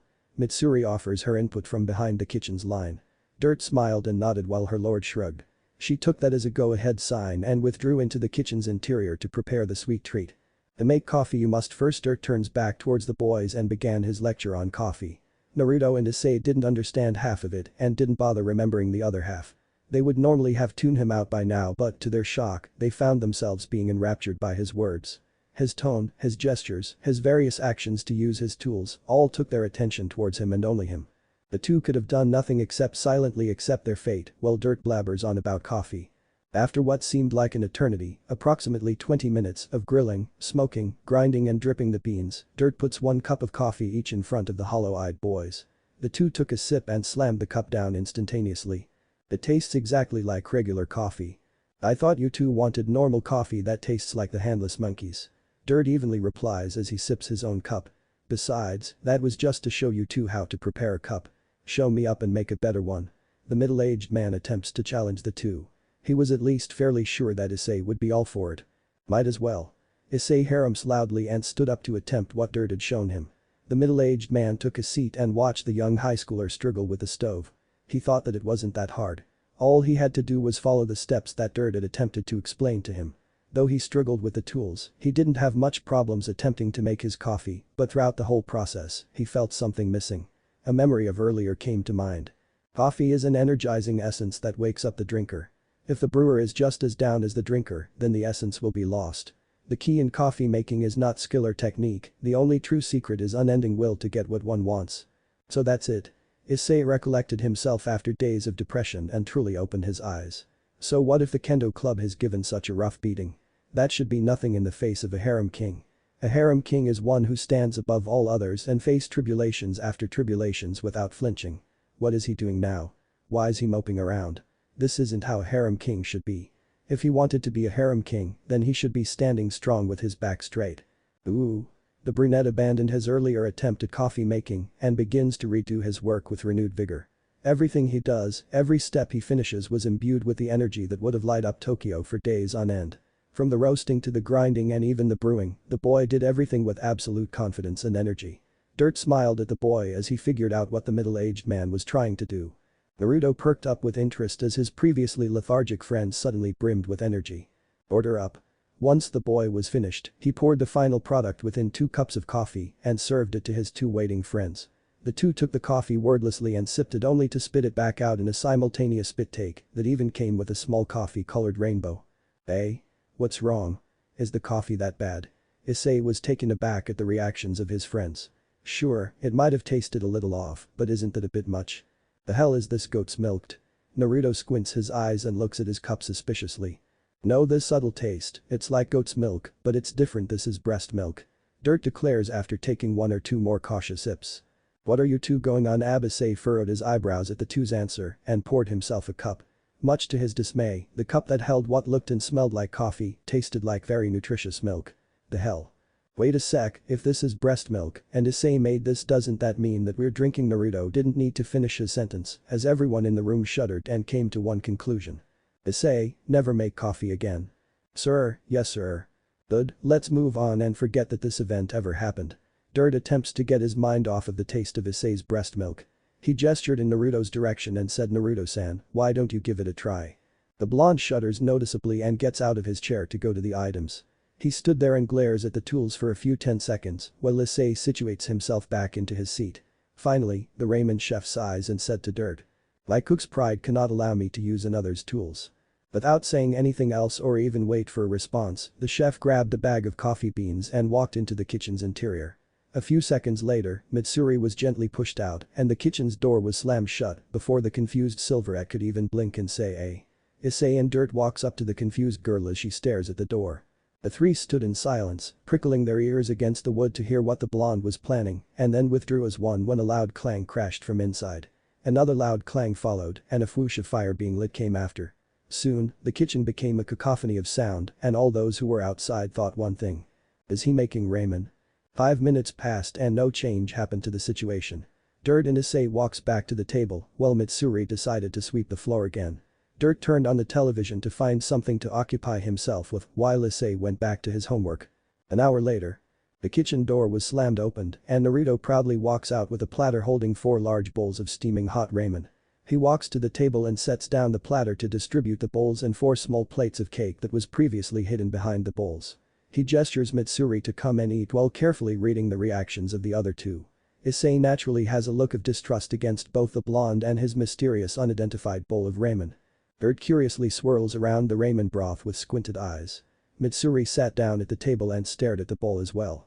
Naruto took the initiative to show that the noodles weren't poisoned and ate first. Mitsuri followed in afterwards and ate it with a surprising amount of gusto. Dirt shrugged and followed soon afterwards and slowly ate. Isay gave in last and ate the noodles. Everyone had a varied look of enjoyment to their bowl of noodles. Naruto, like everything else that involved the word ramen, finished his bowl and cake in 30 seconds flat. Dirt, who looked like he ate slowly, finished next and slurped up the remaining broth with zest. Mitsuri was the third to clean off her bowl and cake with a contemplating lick of her lips. Isay finished last as usual and sat his bowl to the corner. The 4 sat in silence once more, each one taking up their own thinking pose. So? How was it? Naruto leaned back on his chair so that he can get a good read on everyone. The others gave his question some thought and it was Mitsuri who answered first. I liked how you instilled the essence of the kitsune ramen into my bowl. The flavor of your dark coffee broth went well with the errata combination that the kitsune special had to begin with. The cake that was supposed to sweeten the taste bud against the bitterness of the coffee only went to emphasize the multiple combination levels of the saltiness and sweetness within the bowl. It tasted surprisingly well for such a strange mixture. As always, Mitsuri gave a lengthy description of what she liked about the ramen to boast Naruto's confidence level. Though not as descriptive as Mitsuri-san, I thought that you handled the flavoring of the dark coffee beans quite well. To bring out its taste and natural sweetness with none of the bitterness is quite something. Dirt gave his approval after Mitsuri finished. It tasted good, Isay, the ever-flatulent food critic that he is, said after everyone finished. HMHMM. Naruto nodded at each of the critics that his ramen got. He smiled at each positive remark and finally said, so if you had a chance, would you eat this ramen again? I would eat anything Naruto-sama makes. I could go for it on occasions. It's better than plain pork ramen, so sure, why not? Great. Then you can help me finish off the other 7 experimental pots. Dirt and Isay immediately made a run for the exit. He said that they got in line early. I wonder where they are, Isay mutters to himself as he walks along a crowded line that's waiting for the midnight release of a certain dating sim called Love School Fest. It's supposedly the second edition to the first Love School Fest. That Isay remembered he once bought an Odom version of and left at Naruto's but couldn't find any information about it on the net other than the fact that it's a ghost game afterwards. He had told Naruto about it as well as his intentions to buy the second Love School Fest. And Mitsuri immediately jumped at the news. Somehow or another, Naruto ended up scheduling a meeting at the midnight release with everyone. According to the text, Naruto and Mitsuri got there early, Dirt came a while later, and Isay was the last one due to his homework. Who knew Mitsuri was a fan of that franchise? After walking past half of the crowd and still not seeing them, Isay pulled out his phone and called Naruto's. The blonde answered his phone on the 3rd ring. Hey Naruto, where are you guys? You must be pretty far off if you haven't seen us yet. What do you mean by that? Just keep walking and you'll see what I'm talking about, yawn. Geez, don't fall asleep before I get there. You're the one who planned this. At least have the dignity to be awake enough to buy the game yourself. I'm sorry, it's just really comfortable. Comfortable? It's half raining out here, how are you confer? Isay made a half-joking, half-snorting sound as he saw what Naruto meant. Ah, you're here. I see you over there. Hi Isay. A little distance off, Naruto started waving at Isay with one hand while he held a cell phone in the other. He was sticking his head out of a large orange camping tent that was big enough to comfortably hold 6 people. The tent had wheels under it and 2 oars sticking out on the sides. If that wasn't ridiculous enough, the smell of food that wafted out of the tent as he got closer sure made up for it. He ignored the weirded out look that he got from the other game buyers as he walked up to the tent and went inside. Ah, Isay-kun just in time. The hot pot is almost ready. Mitsuri greeted Isay as he walks in. She sat at the low-lying table in the middle of the tent while cooking the hot pot's broth. Naruto was at one side of the tent playing his portable GS and rolling around comfortably on a bunch of blankets like some sort of lazy overgrown house pet. Dirt was on another side reading a magazine while sipping his coffee. Seriously? Couldn't you have just waited in the line like normal people? Normal is overrated. Dirt begins in monotone, like it was a practiced line that he had prepared for this occasion. Eccentric people is what makes the world go round. Naruto finished with a smirk. Isay rolled his eyes and smiled in exasperation, he couldn't argue with that whimsical sounding line. He walked over to Mitsuri to help her with anything she might need help with. She asked him to prepare some plates and get the drinks from the cooler. He laid the plates and the chopsticks on the 4 sides of the table and filled 3 cups of ice for himself, Mitsuri and Naruto. Dirt didn't need any as he already got his coffee. Another 5 minutes of preparations and Mitsuri deemed it good enough to eat. Everyone, food's ready. Naruto Caterpillar crawled his way to the table and Dirt walked and sat down at the table. One settled, everyone clapped their hands in unison and said itadakimasu. Each one began chowing down their own food of choice. Dirt ladled some soup, Isay cooked some meat, Naruto got 2 eggs, and Mitsuri went hot pot shogun. It was a quiet meal that finished in roughly half an hour. Dirt volunteered to go throw away the disposable since he also needs a refill of coffee. Mitsuri cleaned the mess within 5 minutes and Isay found himself with one problem, how's he going to spend the leftover 4 hours before the midnight opening? Naruto had his portable game, Dirt got his magazines, Mitsuri isn't ADHD enough to lose her mentality after sitting still for more than an hour, but Isay has none of those features. He almost wished he brought some homework. Mitsuri, as if noticing Isay's problem, tapped him on his shoulder and brought out a pink portable PXP system. Isay-kun, would you like to help me clear some roots from the First Love School Fest? That I have trouble with. It's that tsundere root that Naruto-sama refuses to touch no matter what. Mitsuri gave a sort of troubled smile at Naruto's direction as the blonde noticeably becomes lazier in his fortress of blankets. Isay had to hold himself back from jumping the silver-haired girl while screaming Mitsuri. You're such a bro. 5 minutes into game on the tsundere route was all it took for Isay to nearly throw the PXP out of the window hole. Whoever the hell thought that the idea of combining the cool and collected attitude of Akuity and the abrasive words of its tsundere was a good one ought to seppuku themselves. Seriously, there isn't even a noticeable route.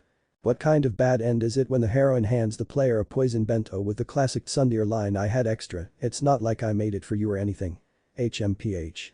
Even Mitsuri's eyebrow is twitching noticeably. Ah, so that's it. Yes, the heroine just has bad cooking capabilities. All we need to do is raise the poison resistance stat for our character before continuing her route. Yes, that must be it. Mitsuri decided with a scary smile on her face. Isay didn't even want to figure out how she plans on discovering the poison resistant skill. 20 minutes in and Isay starts to slowly back away from Mitsuri inches by inches. The silverette was letting loose enough concentrated killing intent to cause illusions of death scenarios to happen from the corner of his eyes if he stayed close enough to her. So far, they discovered around 2/3 of the bad ends that was programmed into game and the heroine is still actively trying to kill them. First was the poison cooking, then came the accidental flaming arrow headshots. After came the real sword kendo fights and the bare-handed wrestling contest with her pet bears, plural.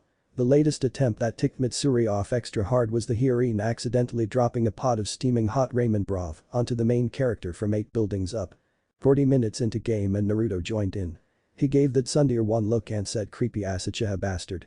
Though neither Mitsuri nor Isay knew what an Uchiha is, they both nodded in yes when they registered the emotions behind his voice. Naruto really did throw the PXP out the window hole when he saw the travesty she did to Ramen. Dirt walked in a moment later, rubbing his head and giving the group a raised eyebrow while waving around a pink PXP. The group silently crowded Mitsuri as she continued to play. 1 hour and 62 bad ends away, the group cheered as that Tsundere finally admits that she likes the main character's heartiness and occasional company. They groaned again when she drugs them and sold them off to some shady black market. Make that 63 deaths. 30 minutes after the first hour, Naruto, following Kurama's advice, discovers the hidden immortal skill that was a major part of the Tsundere route. The only way to get it though was to save the world from space-invading aliens, while playing in a FNAL fantasy-like setting. The group groaned some more, and Naruto said the thing that was in the group's mind. Who allowed the idiot that wrote the game's script for School of Fest to write the Tsundere route? 3 hours and 50 minutes into the game and everyone half-heartedly cheered aloud again for defeating the third and, hopefully, final boss to finish the Tsundere route. They then quickly braced themselves for the death that is to come following anything that is good within the Tsundere route. After 5 seconds of dialogue and no sudden death, the group relaxes by a tiny fraction and pressed on. Thank you for freeing me from the curse that has rid my mind. Though don't let it get to your head either. It's not like I like you or anything, HMPH. The in-game Tsundere said after kissing the main character on the cheek. Finally something that's normal. Naruto basked in the normalness of the scene that played out before him. Finally, we finished this game fully. Mitsuri puts down the PXP and gives a wistful smile at it. It felt good to finish one of her sister games, even if it wasn't School of Fest. The anxiety of the game shaved off half of my coffee cup. That was truly a mind-boggling game. Dirt laughs and leaned against the tense wall to relax. Wait a minute guys, there's still some more text after the ending credits, Isay told his friends and clicked the go button. Though, that doesn't mean I won't kill you now The ending credits was dyed in the blood of the main character and the screen showed the familiar bad end text that everyone knew by heart. Everyone held a shocked face for a few seconds before screaming aloud, "Damn Tsundere." Just as the midnight bell rang for the opening of the second Love School Fest. Incidentally and much to everyone's horror, the second game was held in the future of the first game and had that Tsundere as the mother figure. The first 3 minutes were filled with blood and bad ends. Chapter 4. Surprise Ramen. Oh hey, I think I have a bite. Isay says as he feels a light pull on his fishing rod. He held his rod still for a couple of 10 seconds before the line was pulled, indicating that he hooked a fish. Really? Mitsuri came over to him with a fishing net and a bucket of stream water that already held some fishes within. Yup, a feisty one too. The brunette said as he attempts reel in his second fish of the day. Mitsuri fished out a valiantly struggling medium-sized fish with a net in her hands. Swiftly removing the hook, she gently displaced the fish into the pail of lake water that held a number of other fishes. That makes 8. This number should be about enough. Everyone. We have enough now. Mitsuri calls out to the other 2 fishers from further along the stream. Dirt jolted awake from his nap and knocked over the fishing rod that was being held to his side by 2 big stones. The middle-aged man looks around and half-heartedly wipes off his dribble before his brain starts to process what's happening around him. Naruto looks at the fish within his hand, shrugged and threw it back into the water. He then started to waddle back to shore to dry himself off and throw on the rest of his clothes. Apparently Naruto logic equates that all ninjas must have a semi-tolerable mastery of bare-handed fishing techniques. I'll start making the dough and noodles. The blonde said as he walks to the table that held the ramen supplies Mitsuri had spread out earlier. I'll start on the broth. Mitsuri declares as she follows Naruto to the table. Me and Isay will clean the fish. Dirt announces as he gets off his lawn chair and walks to Isay with the gathered tools for gutting and cleaning the fishes that were caught. Isay groans as he stands up from the spot that he has sat on for more than an hour. He stretched loudly to pop his stiff back and looks at the sun. The flaming ball was barely up to noon hours. It really is hard to believe that they have been here for hours, especially since they were all at the ramen shop just that morning. Earlier that day. Yawn. Isay noisily exhales as he slumps over the remains of his weekend homework. He glances at Naruto to see the blonde staring blankly at the game screen without really reading the text. Mitsuri was absently standing next to Naruto with a dazed look as well, and Dirt was Dirt. The guy's blood is coffee, there's no doubt that he cannot get tired or even dazed. This shop gives off a lethargic atmosphere these days, doesn't it? Dirt comments as he makes the same assessment as Isay. The man puts down his newspaper and looks around the shop. It was empty, save for maybe 1 or 2 regulars that might come later for lunch. The shop is bound to have no more customers today. I can't help it. The shops sometimes hit a funk and the atmosphere roughens up because of it. It's part of business after all. Naruto shrugs as he turns off the game system he wasn't really playing and turns back to Dirt and Isay. Perhaps a change of atmosphere might help. Mitsuri suggested as she went to make some tea for Naruto, Dirt and Isay. The 3 turn to her to have her add some details and she explains, we haven't gone out to do anything fun in the sun for a while now. At most, each of us stay out for an hour to do a task before cramming ourselves back into the shop. In fact, the last time I remember us doing anything outside was when we went to buy the second Love School Fest game. Therefore, I suggest that we do something fun this weekend to liven ourselves up. The three males in the room shivered in phantom pain as they remembered the train wreck of a game that was Love School Fest. It's fishing season and I know a good spot a little west of here. Naruto suggested as he remembered a certain forest in his memory. If he remembered correctly, there was multiple streams and lakes that could have make a good camping spot. What a coincidence, I happen to have the camping tent and fishing gears required for a weekend stay in the woods in my van. Dirt throws in as he supports the first idea to do something active. Playing games and fun but being in the sun might not be so bad. I'll call my parents to say I'm going to be out with you guys for a while. Isay gets up and pulls out his phone while walking to the entrance to get a better signal. He paused while dialing and turns back to the blonde. Hey Naruto, can I borrow some of your clothes? It'll be kinda inconvenient to go back to my place and get some. The blonde shrugs and asks Mitsuri, who's already going upstairs, to pack a few extra pair of clothes for Isay. Would you need any extra sets as well, Dirt-san? Mitsuri asks the middle-aged man. He shook his head and pulled a duffel bag filled with clothes and other necessities. The girl nodded and continued her trudged upwards to prepare for a small trip. It took 10 minutes total for Dirt to pull up the van, Mitsuri to pack everything and Naruto to close down the shop for the weekend. Once everyone was comfortable and seated, Dirt turned on the van's engine and started nudging the gas pedal forward. In Dirt's van. At least slow down. There's a curve coming. Isay held on for his dear life as the middle-aged madman drove a van far past its built-in limits. The manically grinning man stepped on the pedals of the van at seemingly random intervals for the car to gain even more speed before strongly twisting the wheel. The car drifted on the road and, for a moment, Isay leaned out the window due to the momentum and saw the railing scarce millimeters away from his door. He was slammed back into his seat as the car regains its course and continued accelerating on the mountain pass that were full of turns. Ding. Someone stop this man already. Ahahaha, the fun is part of the journey, Isay-kun. Dirt laughs off Isay's plea for salvation and pressed the gas pedal even more. According to the GPS, the next curve is in 2 minutes at normal speed limits and roughly 30 seconds at his speed. Naruto-san, Mitsuri-san, can you move to the left this time? We're about to make another turn.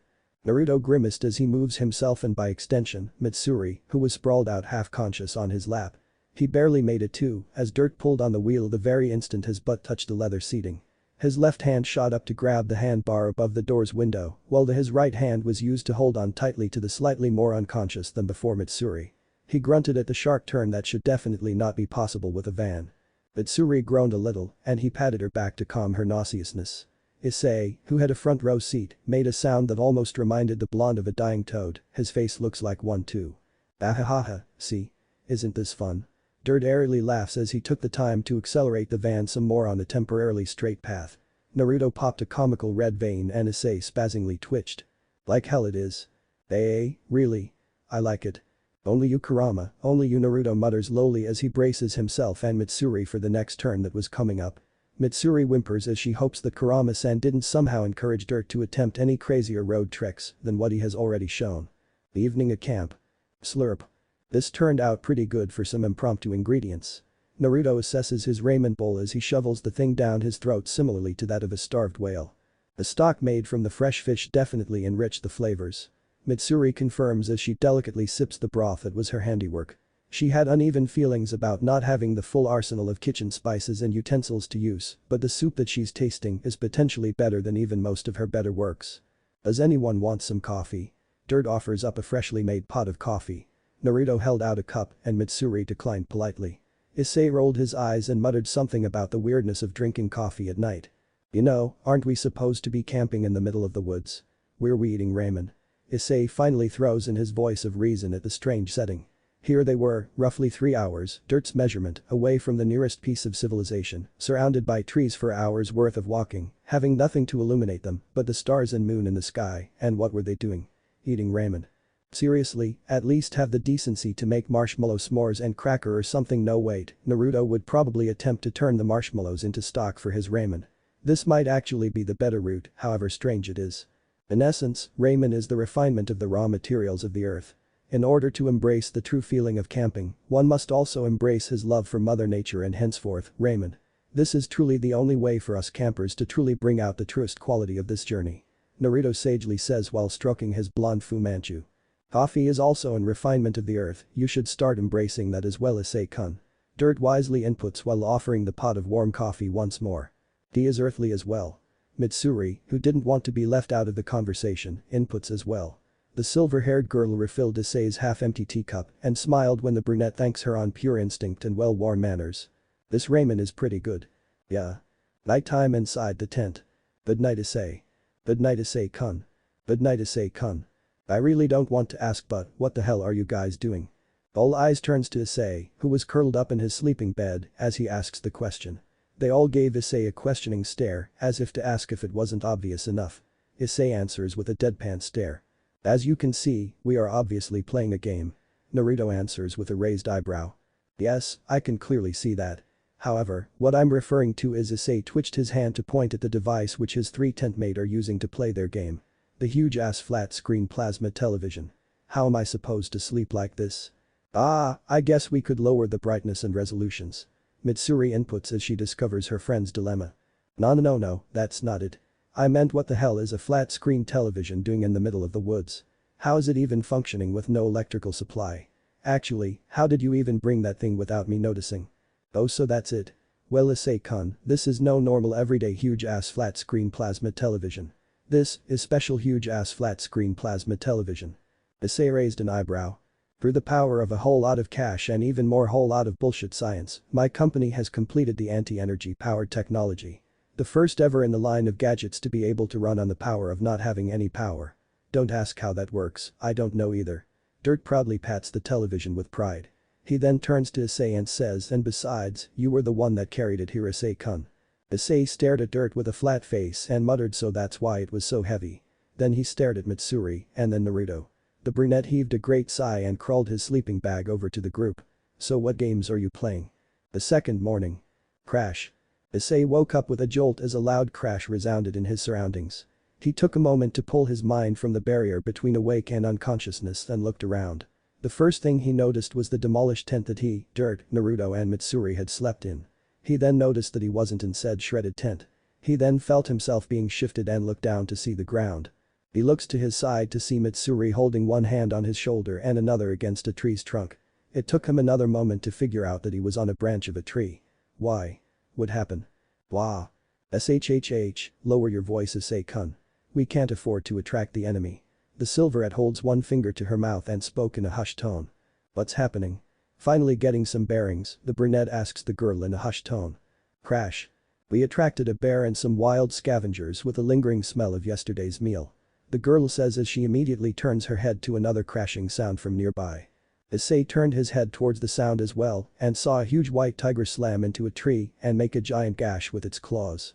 A figure darted out from underneath the tiger's claw and when it took Isay a scant second to recognize the figure as Dirt. Wait, I thought you said a bear. Why is there a tiger? He silently exclaims to the girl while watching his friend dodge under another trounce from the white beast, all while still sipping from his coffee cup. Naruto-sama went to distract the bear but somehow led it to a tiger's den. A few incidents followed and Dirt is now distracting the tiger while Naruto-sama finishes off the bear Mitsuri reports while pulling out a bamboo stick and some blow darts and looks at the tools regretfully. He also told me to support Dirt-san, but my skills with these weapons have yet to be refined in training with Naruto-sama. No, I don't think you need to refine anything like that. Isay seriously waves his hands in a no gesture while giving the girl a deadpan for even taking the blonde's insane idea of training into consideration. Dirt's voice echoed under the pair and they turned their attention to below the tree. They saw Dirt widened his eyes in surprise when he looked up and saw the two and widened some more when he noticed that the tiger saw the two. The man stood there in silence, probably to think of an effective plan to lure the tiger's attention away from the two above and back towards him as the tiger pounced. He squared his shoulder and bent his knees as if getting ready to charge when an orange and yellow blur appeared from the foliage nearby and intercepted the tiger's attack feet to face. Dynamic entry. Bam.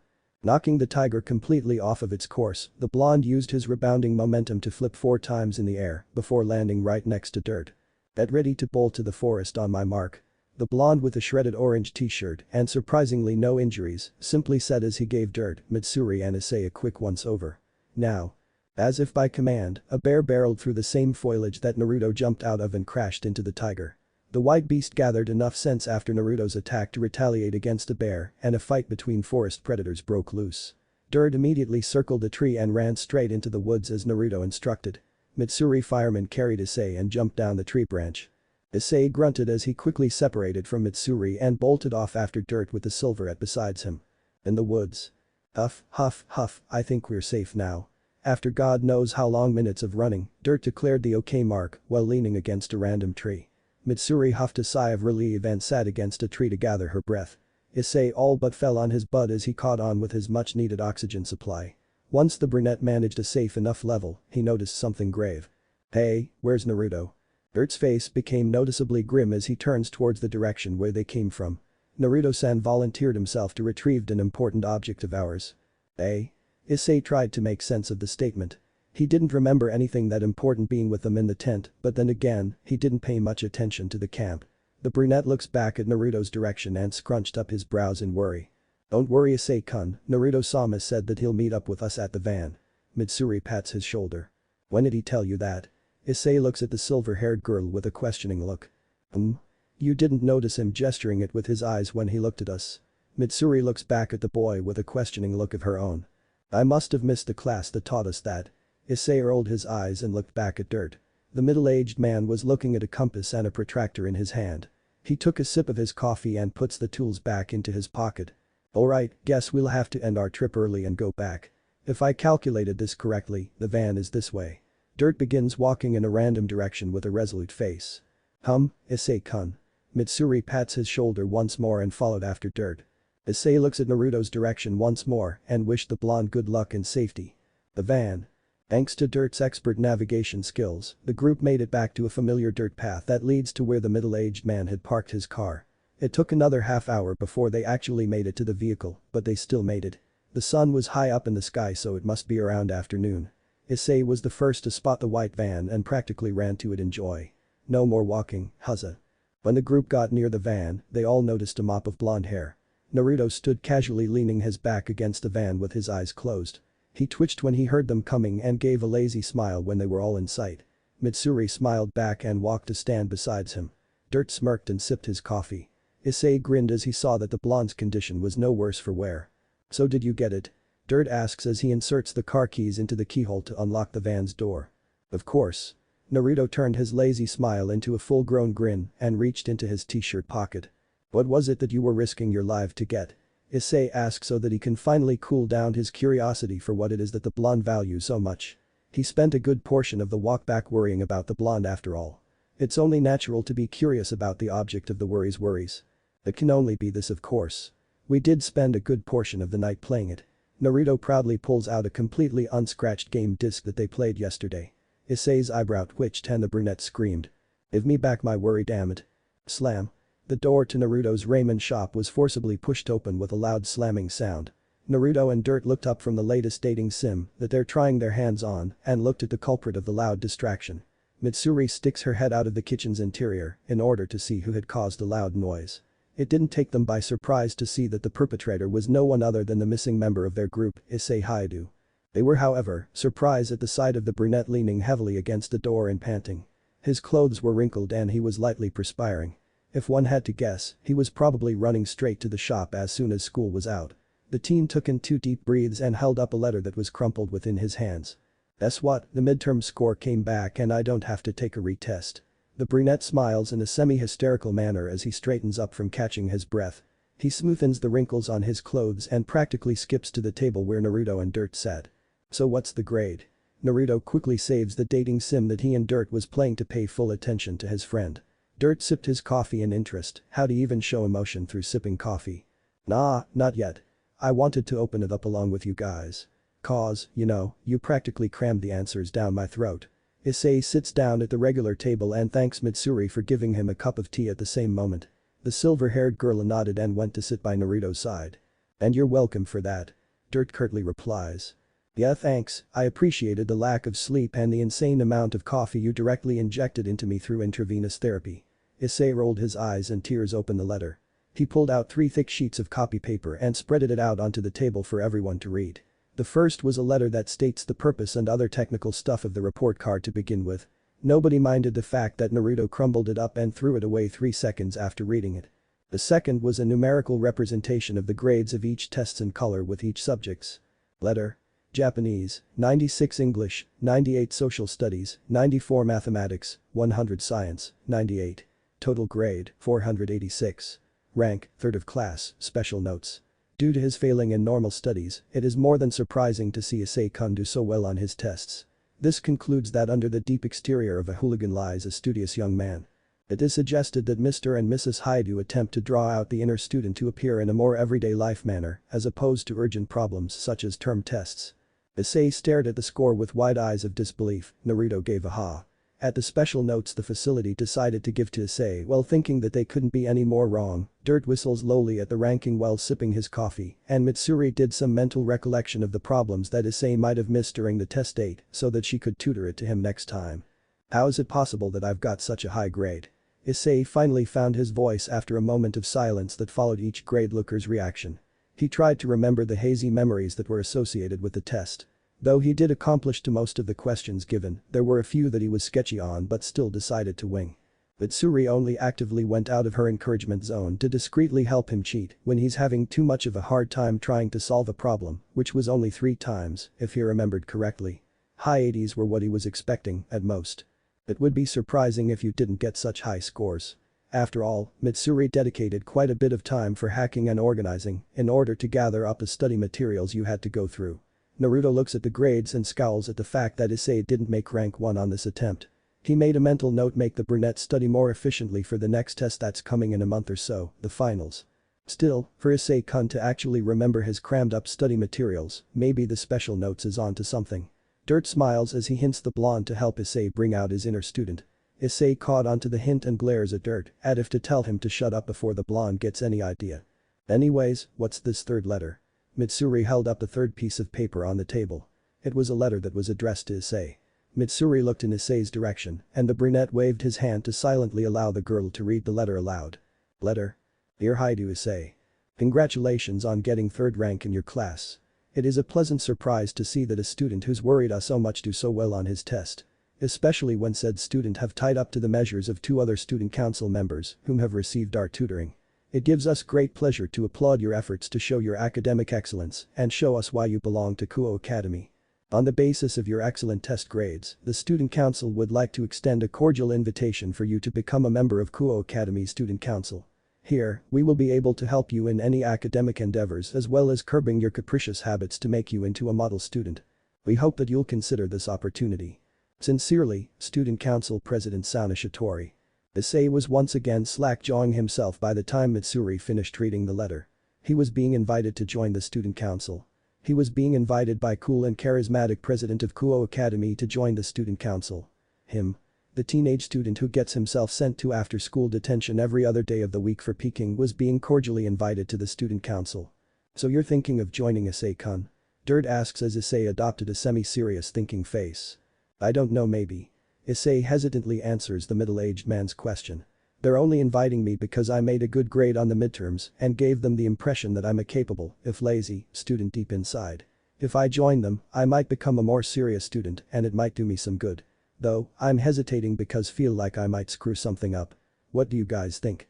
Naruto and Mitsuri then adopted a semi-serious thinking face as well, while imagining what would happen if Isay became a part of the student council. Naruto even pulled out a few pieces of paper to draw it out. The female council members would probably quit on the first day. Letters requesting ridiculous things such as a change in dress code to bunny girl outfits for the female side would increase exponentially. The school buildings being remodeled so that anything female related will have 2-sided see-through glass installed to every wall. The hedges and tree grooming will all be trimmed so that the plants will all have an op-eye-ish shape. The name Kuo Academy will be changed to Op-eye Academy, and all male students will be indefinitely suspended from the school ground so that Isay can be the only male in the school full of female members only. Boy. Stop your imagination right there. The first 2 were possibilities that can happen, but everything else is not. Isay cuts into the image that Naruto's drawing for Dirt and Mitsuri. He understands that he might be a bit of a deviant, but to have such an descriptive image drawn of him like that, he's not that perverted, right? Right. I don't know, Isay-kun, I can actually see this happening. Dirt rubs his chin while looking at a hand-drawn picture of a construction team breaking down the female bathroom walls and replacing it with glass panels. There was a flag with Isay's name waving around in the background. Dirt. I'm sorry, Isay-kun, but I cannot see anything else other than this happening if you were to hold a position of power. Mitsuri flips to a page that shows Isay laughing manically on a throne over a group of teenage girls wearing bunny uniform. Mitsuri. Give it up and lose all hopes of joining Isay. An op-I lover like you have no place in an organization as prestigious as the student council. It'll only end up destroying civilization. Naruto pats his brunette friend on the shoulder.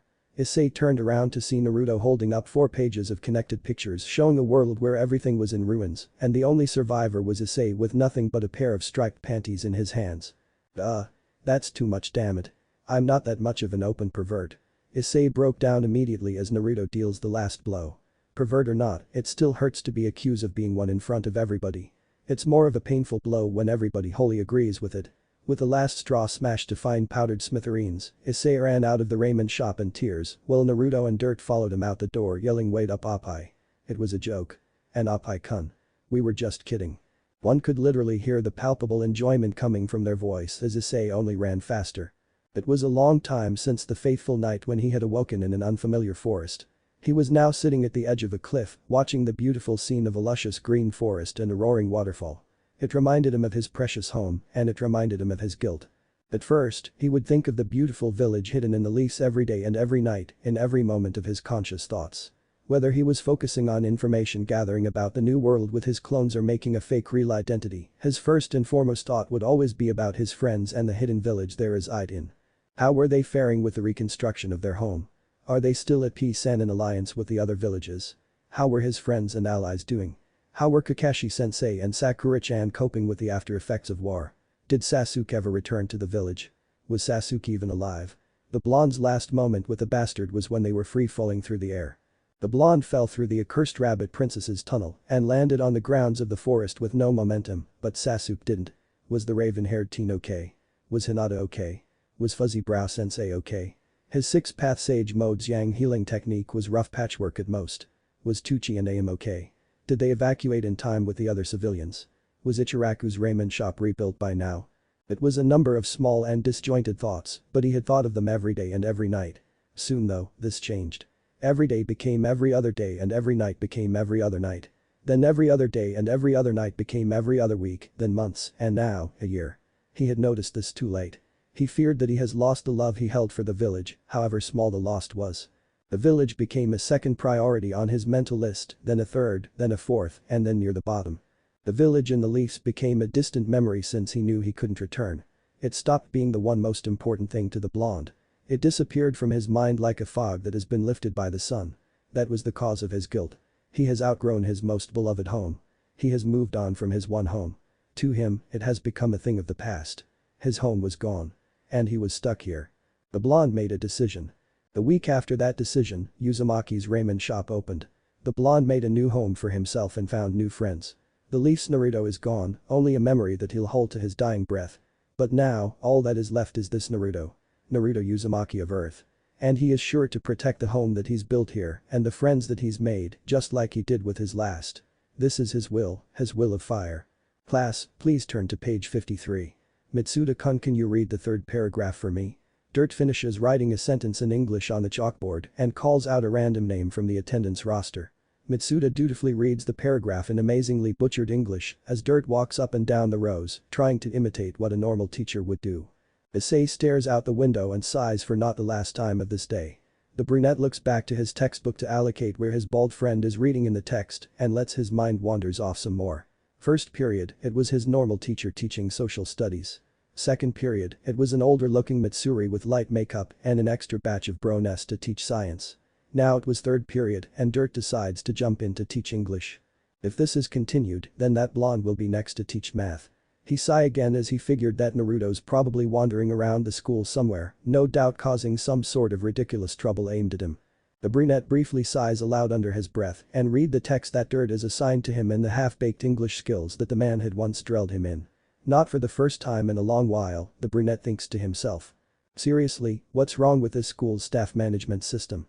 Does this school hire anyone who signs up for an attempt at the teacher's job? The air within the student council office was suffocating. Everyone within the room has stopped moving not too long ago. They were too fearful to even twitch. There were only 2 people who had the freedom to move. The first was a blonde as he leaned back into his seat while he glares at the girl before him. The second was the girl as she finishes signing a document on her desk. The girl sighs aloud, or at least enough for the man glaring at her to hear. She slowly puts down her pen and raises her head to look at the threatening person sitting in front of her. Is there anything I can help you with? Stay away from Haidu Isay. The statement made Sona raised an eyebrow fractionally. The name Haidu Isay rang a bell. The boy is a first-year at Kuo Academy who somehow got in by the bare minimum grade for the registration exam. He is a potential sacred gear holder that she and Riaz had accidentally found not so long ago at the Sano festival. He is a hoodlum who likes causing perverse troubles, but apparently have a high level of intellect if his midterms grade were anything to go by. He is, by all means, only a little above a regular teenage boy with no background involving the supernatural world besides the gear in his body. But apparently the last piece of information is wrong, Sona Citri inwardly scowl as she tries to identify the being before her. The blonde was too holy to be a devil yet too unholy to be an angel or even their fallen counterparts, the fallen angels. The blonde's magic system were too non-volatile to be that of a yaokai's, yet far too developed to be a human's or even a mage. The magic system is too strong, too powerful for her to measure with just her sixth sense alone. Just trying to discern his status, whether it be holy or unholy, already gives her a headache far worse than any she's experienced since coming to this school. Who is this blonde? What is this blonde? I have trouble discerning what your intentions are. Leaving the blonde's identity aside, she continues scoping out for his intent and purpose of being here. The man literally showed up out of thin air and oppressed everyone in the room with sheer malice alone. If he is here about Haidu Isay, then that means he has found out about the letter sent to him. Is this man also someone who is after the power of the sacred gear? You are perfectly aware of what I'm talking about, non-human. He hissed out the last syllables. One of his cold blue eyes changed into a bloody crimson hue, with a pitch black slit as its pupil.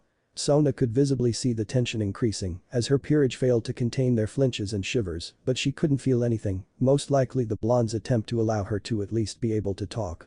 We both know you are not interested in him, but what's inside of him? I warn you, stay away. What power do you have to be ordering me?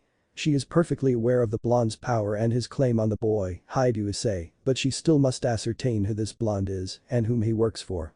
For all she knows, this person might be a devil, an angel. She highly doubted this due to his overwhelming hostility and killing intent, a fallen angel, a yaokai or even a god. An unknown enemy in her, and technically Ria's, territory is bad. An unknown enemy that her information source have no records of is even worse. The blonde growled and for a moment she felt the pressure he exerted over everyone else in the room. True, it was extremely overbearing and deeply menacing, but there was something else in it. A trace of terrible malice that neither shows in angels, fallen angels or devil. A trace of pent-up madness that shows in the yaokai race. Something clicked within her mind. Ria's warning about the Yaokai Association making a base in Tokyo. In other words, Haidu Isay is already claimed by the yaokais. I understand, I will not make any attempt to entangle Haidu Isay within the supernatural world. Is that satisfactory? She inwardly sighs when the blonde grunted his approval and disappeared the same way he appeared, out of thin air. There was no teleportation circle or even a trace of magic being used, but the blonde's presence completely disappeared from everyone in the room's senses. She rubbed her temples as she asked her slightly disoriented vice president and queen, Tsubaki, to get her childhood friend, Riaz. It would not do well for the Redeed to draw the aggravation of the neutral Yaokai Association into the three factions that are already feral for each other's blood. Do you think that will be enough, Kurama? I doubt it. Isn't that why you gave the perverse brat a Gadama? For protection. Somehow, I fear that isn't enough. You can't keep watch on him for every moment of the day. This is all you can do. Then that means I still haven't done enough to protect my friend. Stop worrying, Brad. Isn't it your motto to deal with the problems as they come? Yeah, I guess I'm worrying for nothing. Thanks, Kurama. HNZZZ. Haha, deal with it as they come, huh? Naruto puts on a rueful smile. Guess I really shouldn't bother worrying. Now then, I think lunch is about to start soon. I better find a good spot to eat. One random night. Are you sure we should be doing this? Isay asks for the xth time that day as he looks out from behind a dead light pole that he's hiding under. The question is, why haven't we done this earlier?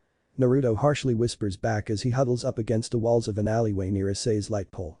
It really didn't work out for him as his ninja garb is bright neon orange jumpsuit. Naruto-sama, the coast is clear. I've managed to infiltrate this block's Kamara systems and am now replaying the scenes from 10 minutes back. You are now free of all electronic surveillance. Mitsuri's slightly static voice spoke through the blonde's and brunette's earpiece. The girl herself was dressed in her normal wear back in the Uzumaki's ramen shack with a laptop running random codes on the screen and a headset on her head. Good job, Mitsuri. Isay, let's go. Naruto jumps out of the alleyway and immediately moves towards the place of target. He weaves himself in and out of the lights and shadows and kept his body moving at a low angle, becoming nothing more than a blur, a really bright orange blur, but a blur nevertheless. Isay gives his blonde friend a deadpan look and walked after him, abandoning all pretense of trying to hide himself in the darkness of the night. When he finally made it to where his friend stopped at, he sees the blonde intensely studying an electronic lock. That looks hard to crack. Is Mitsuri going to put her hand on that too? No, this is a model that I'm familiar with. I know exactly how to crack it open. The blonde mutters aloud to Isay before getting on his knees and lugging off his neon orange backpack. He rummages through the weighty pack before pulling out a mallet. Wait. Stop. Stop. Isay jumps forward and holds Naruto's arms back as the blonde made the motion to swing the chunk of metal on a stick towards the electronic lock. Once he's ascertained that Naruto was not going to attempt to scrap the piece of technology, he immediately scolds the blonde in a hushed tone. What the hell are you thinking? Do you want to get us arrested? No wait, this whole plan is going to get us arrested to begin with, but do you want to add more to our already growing list of criminal charges? Naruto tilts his head at Isay's action before looking down at the mallet and widened his eyes in understanding. Ah, you misunderstood Isay. I wasn't planning on breaking in that way. Here, look. He slowly puts one of the mallet's faces near the lock again and watched as the tool Dirt gave them earlier for their mission worked its charm.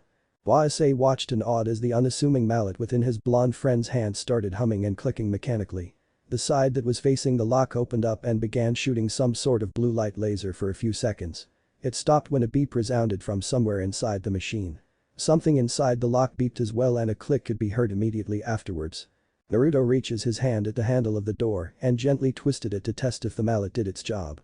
Seeing no problems occurring, Naruto nodded to Isay before swiftly opening the door and rush inwards. Isay sighs again and follows the blonde while silently whispering sorry for the intrusion. It's not exactly the right thing to say at this moment, but it's the feelings that counts after all.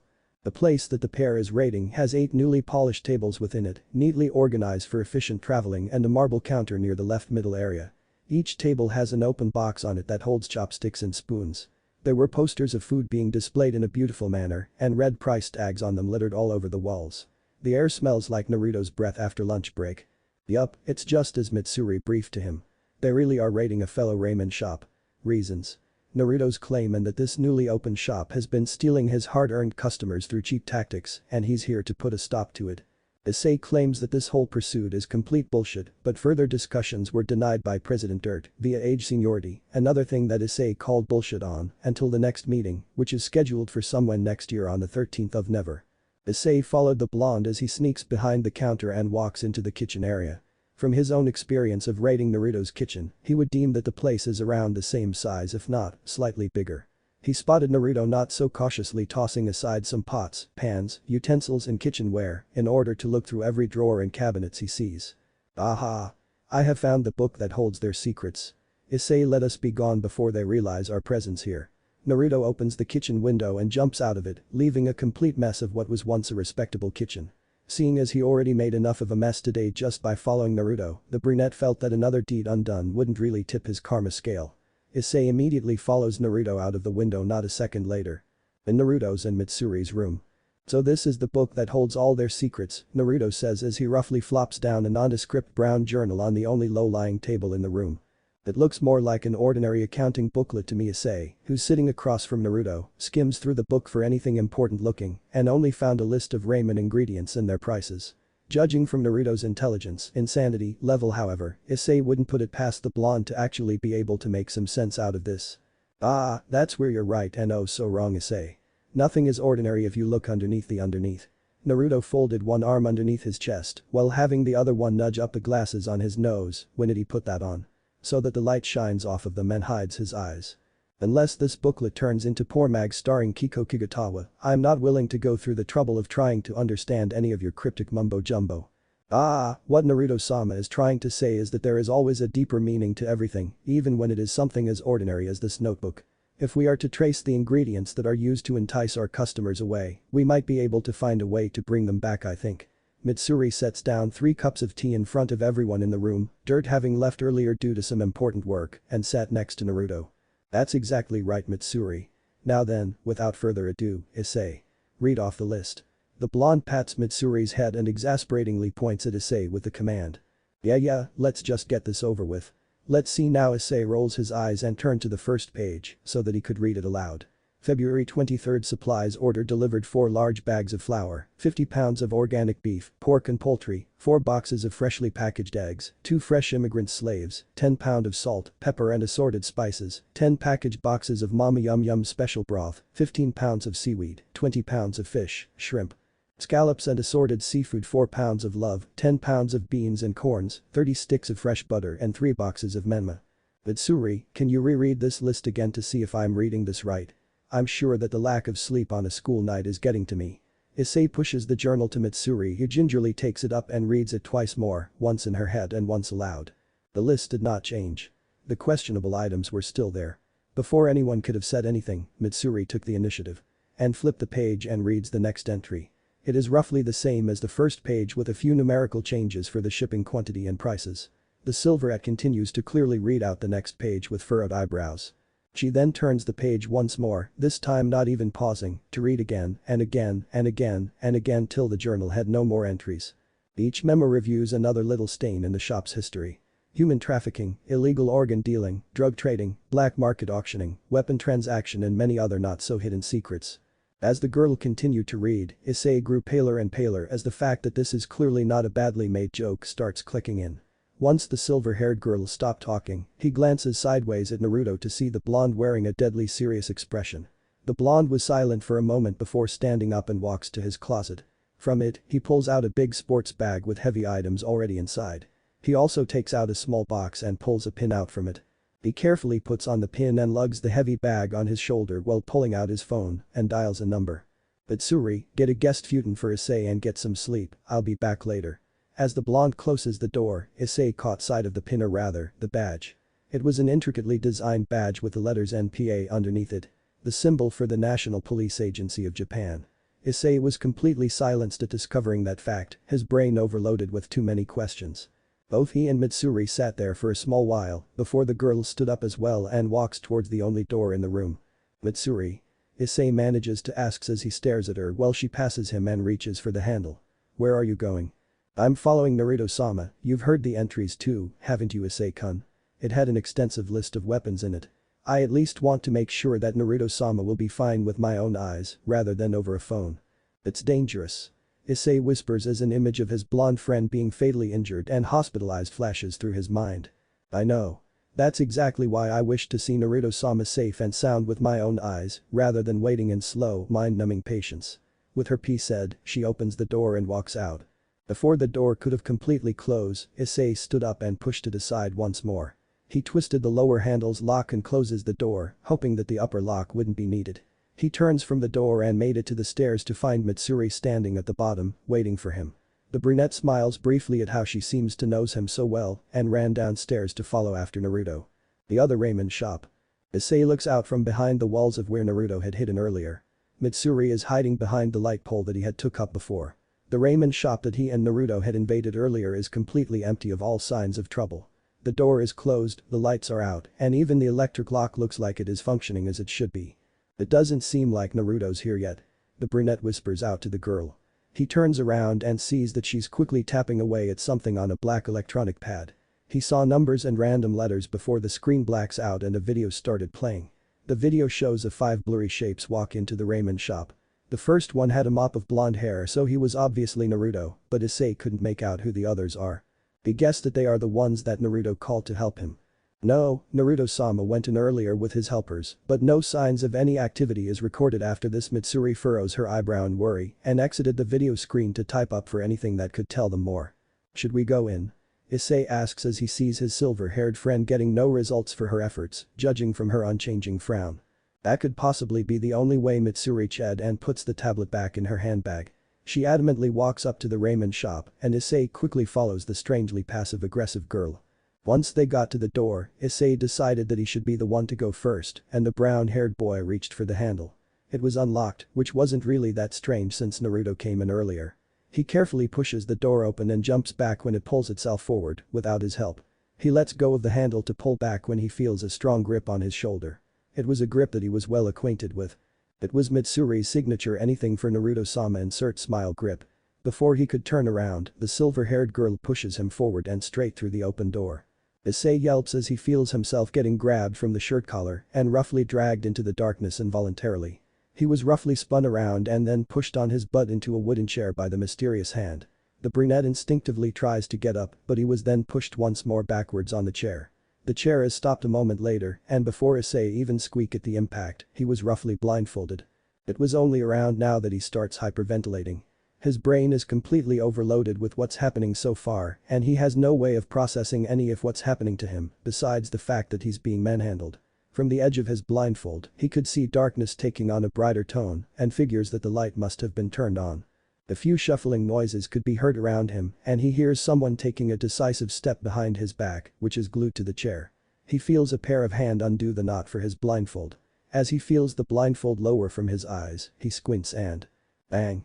Through. Bang. Bang. Bang. Happy birthday, Isay. Jumps back in surprise once more as a cacophony of noises exploded around him. He blinks and sees the ramen shop is now decorated everywhere. The door has a banner that says happy late birthday. The tables stacked together into a bigger table with wrapped boxes and a birthday cake in the middle. There were birthday balloons and confetti floating around everywhere.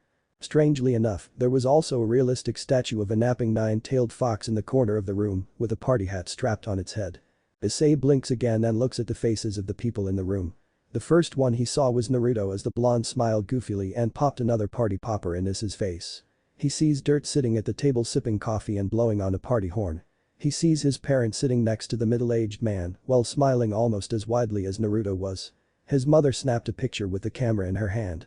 Mitsuri and Motohama standing off to the side of the counter and giving him a mischievous grin. He turns around to see the person holding his shoulder and sees Mitsuri smiling down at him almost apologetically. While he blinks again and after a moment, another one before something clicks in his head.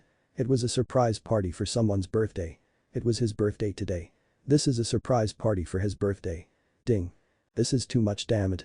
Isay sheds his tears and cries aloud, whether it was out of anger or happiness, even he did not know. Either way, he refused to talk again for 10 minutes until Dirt gave him his present as an appeasement offering. Naruto's birthday ramen cake tasted surprisingly good, not that he told the blonde.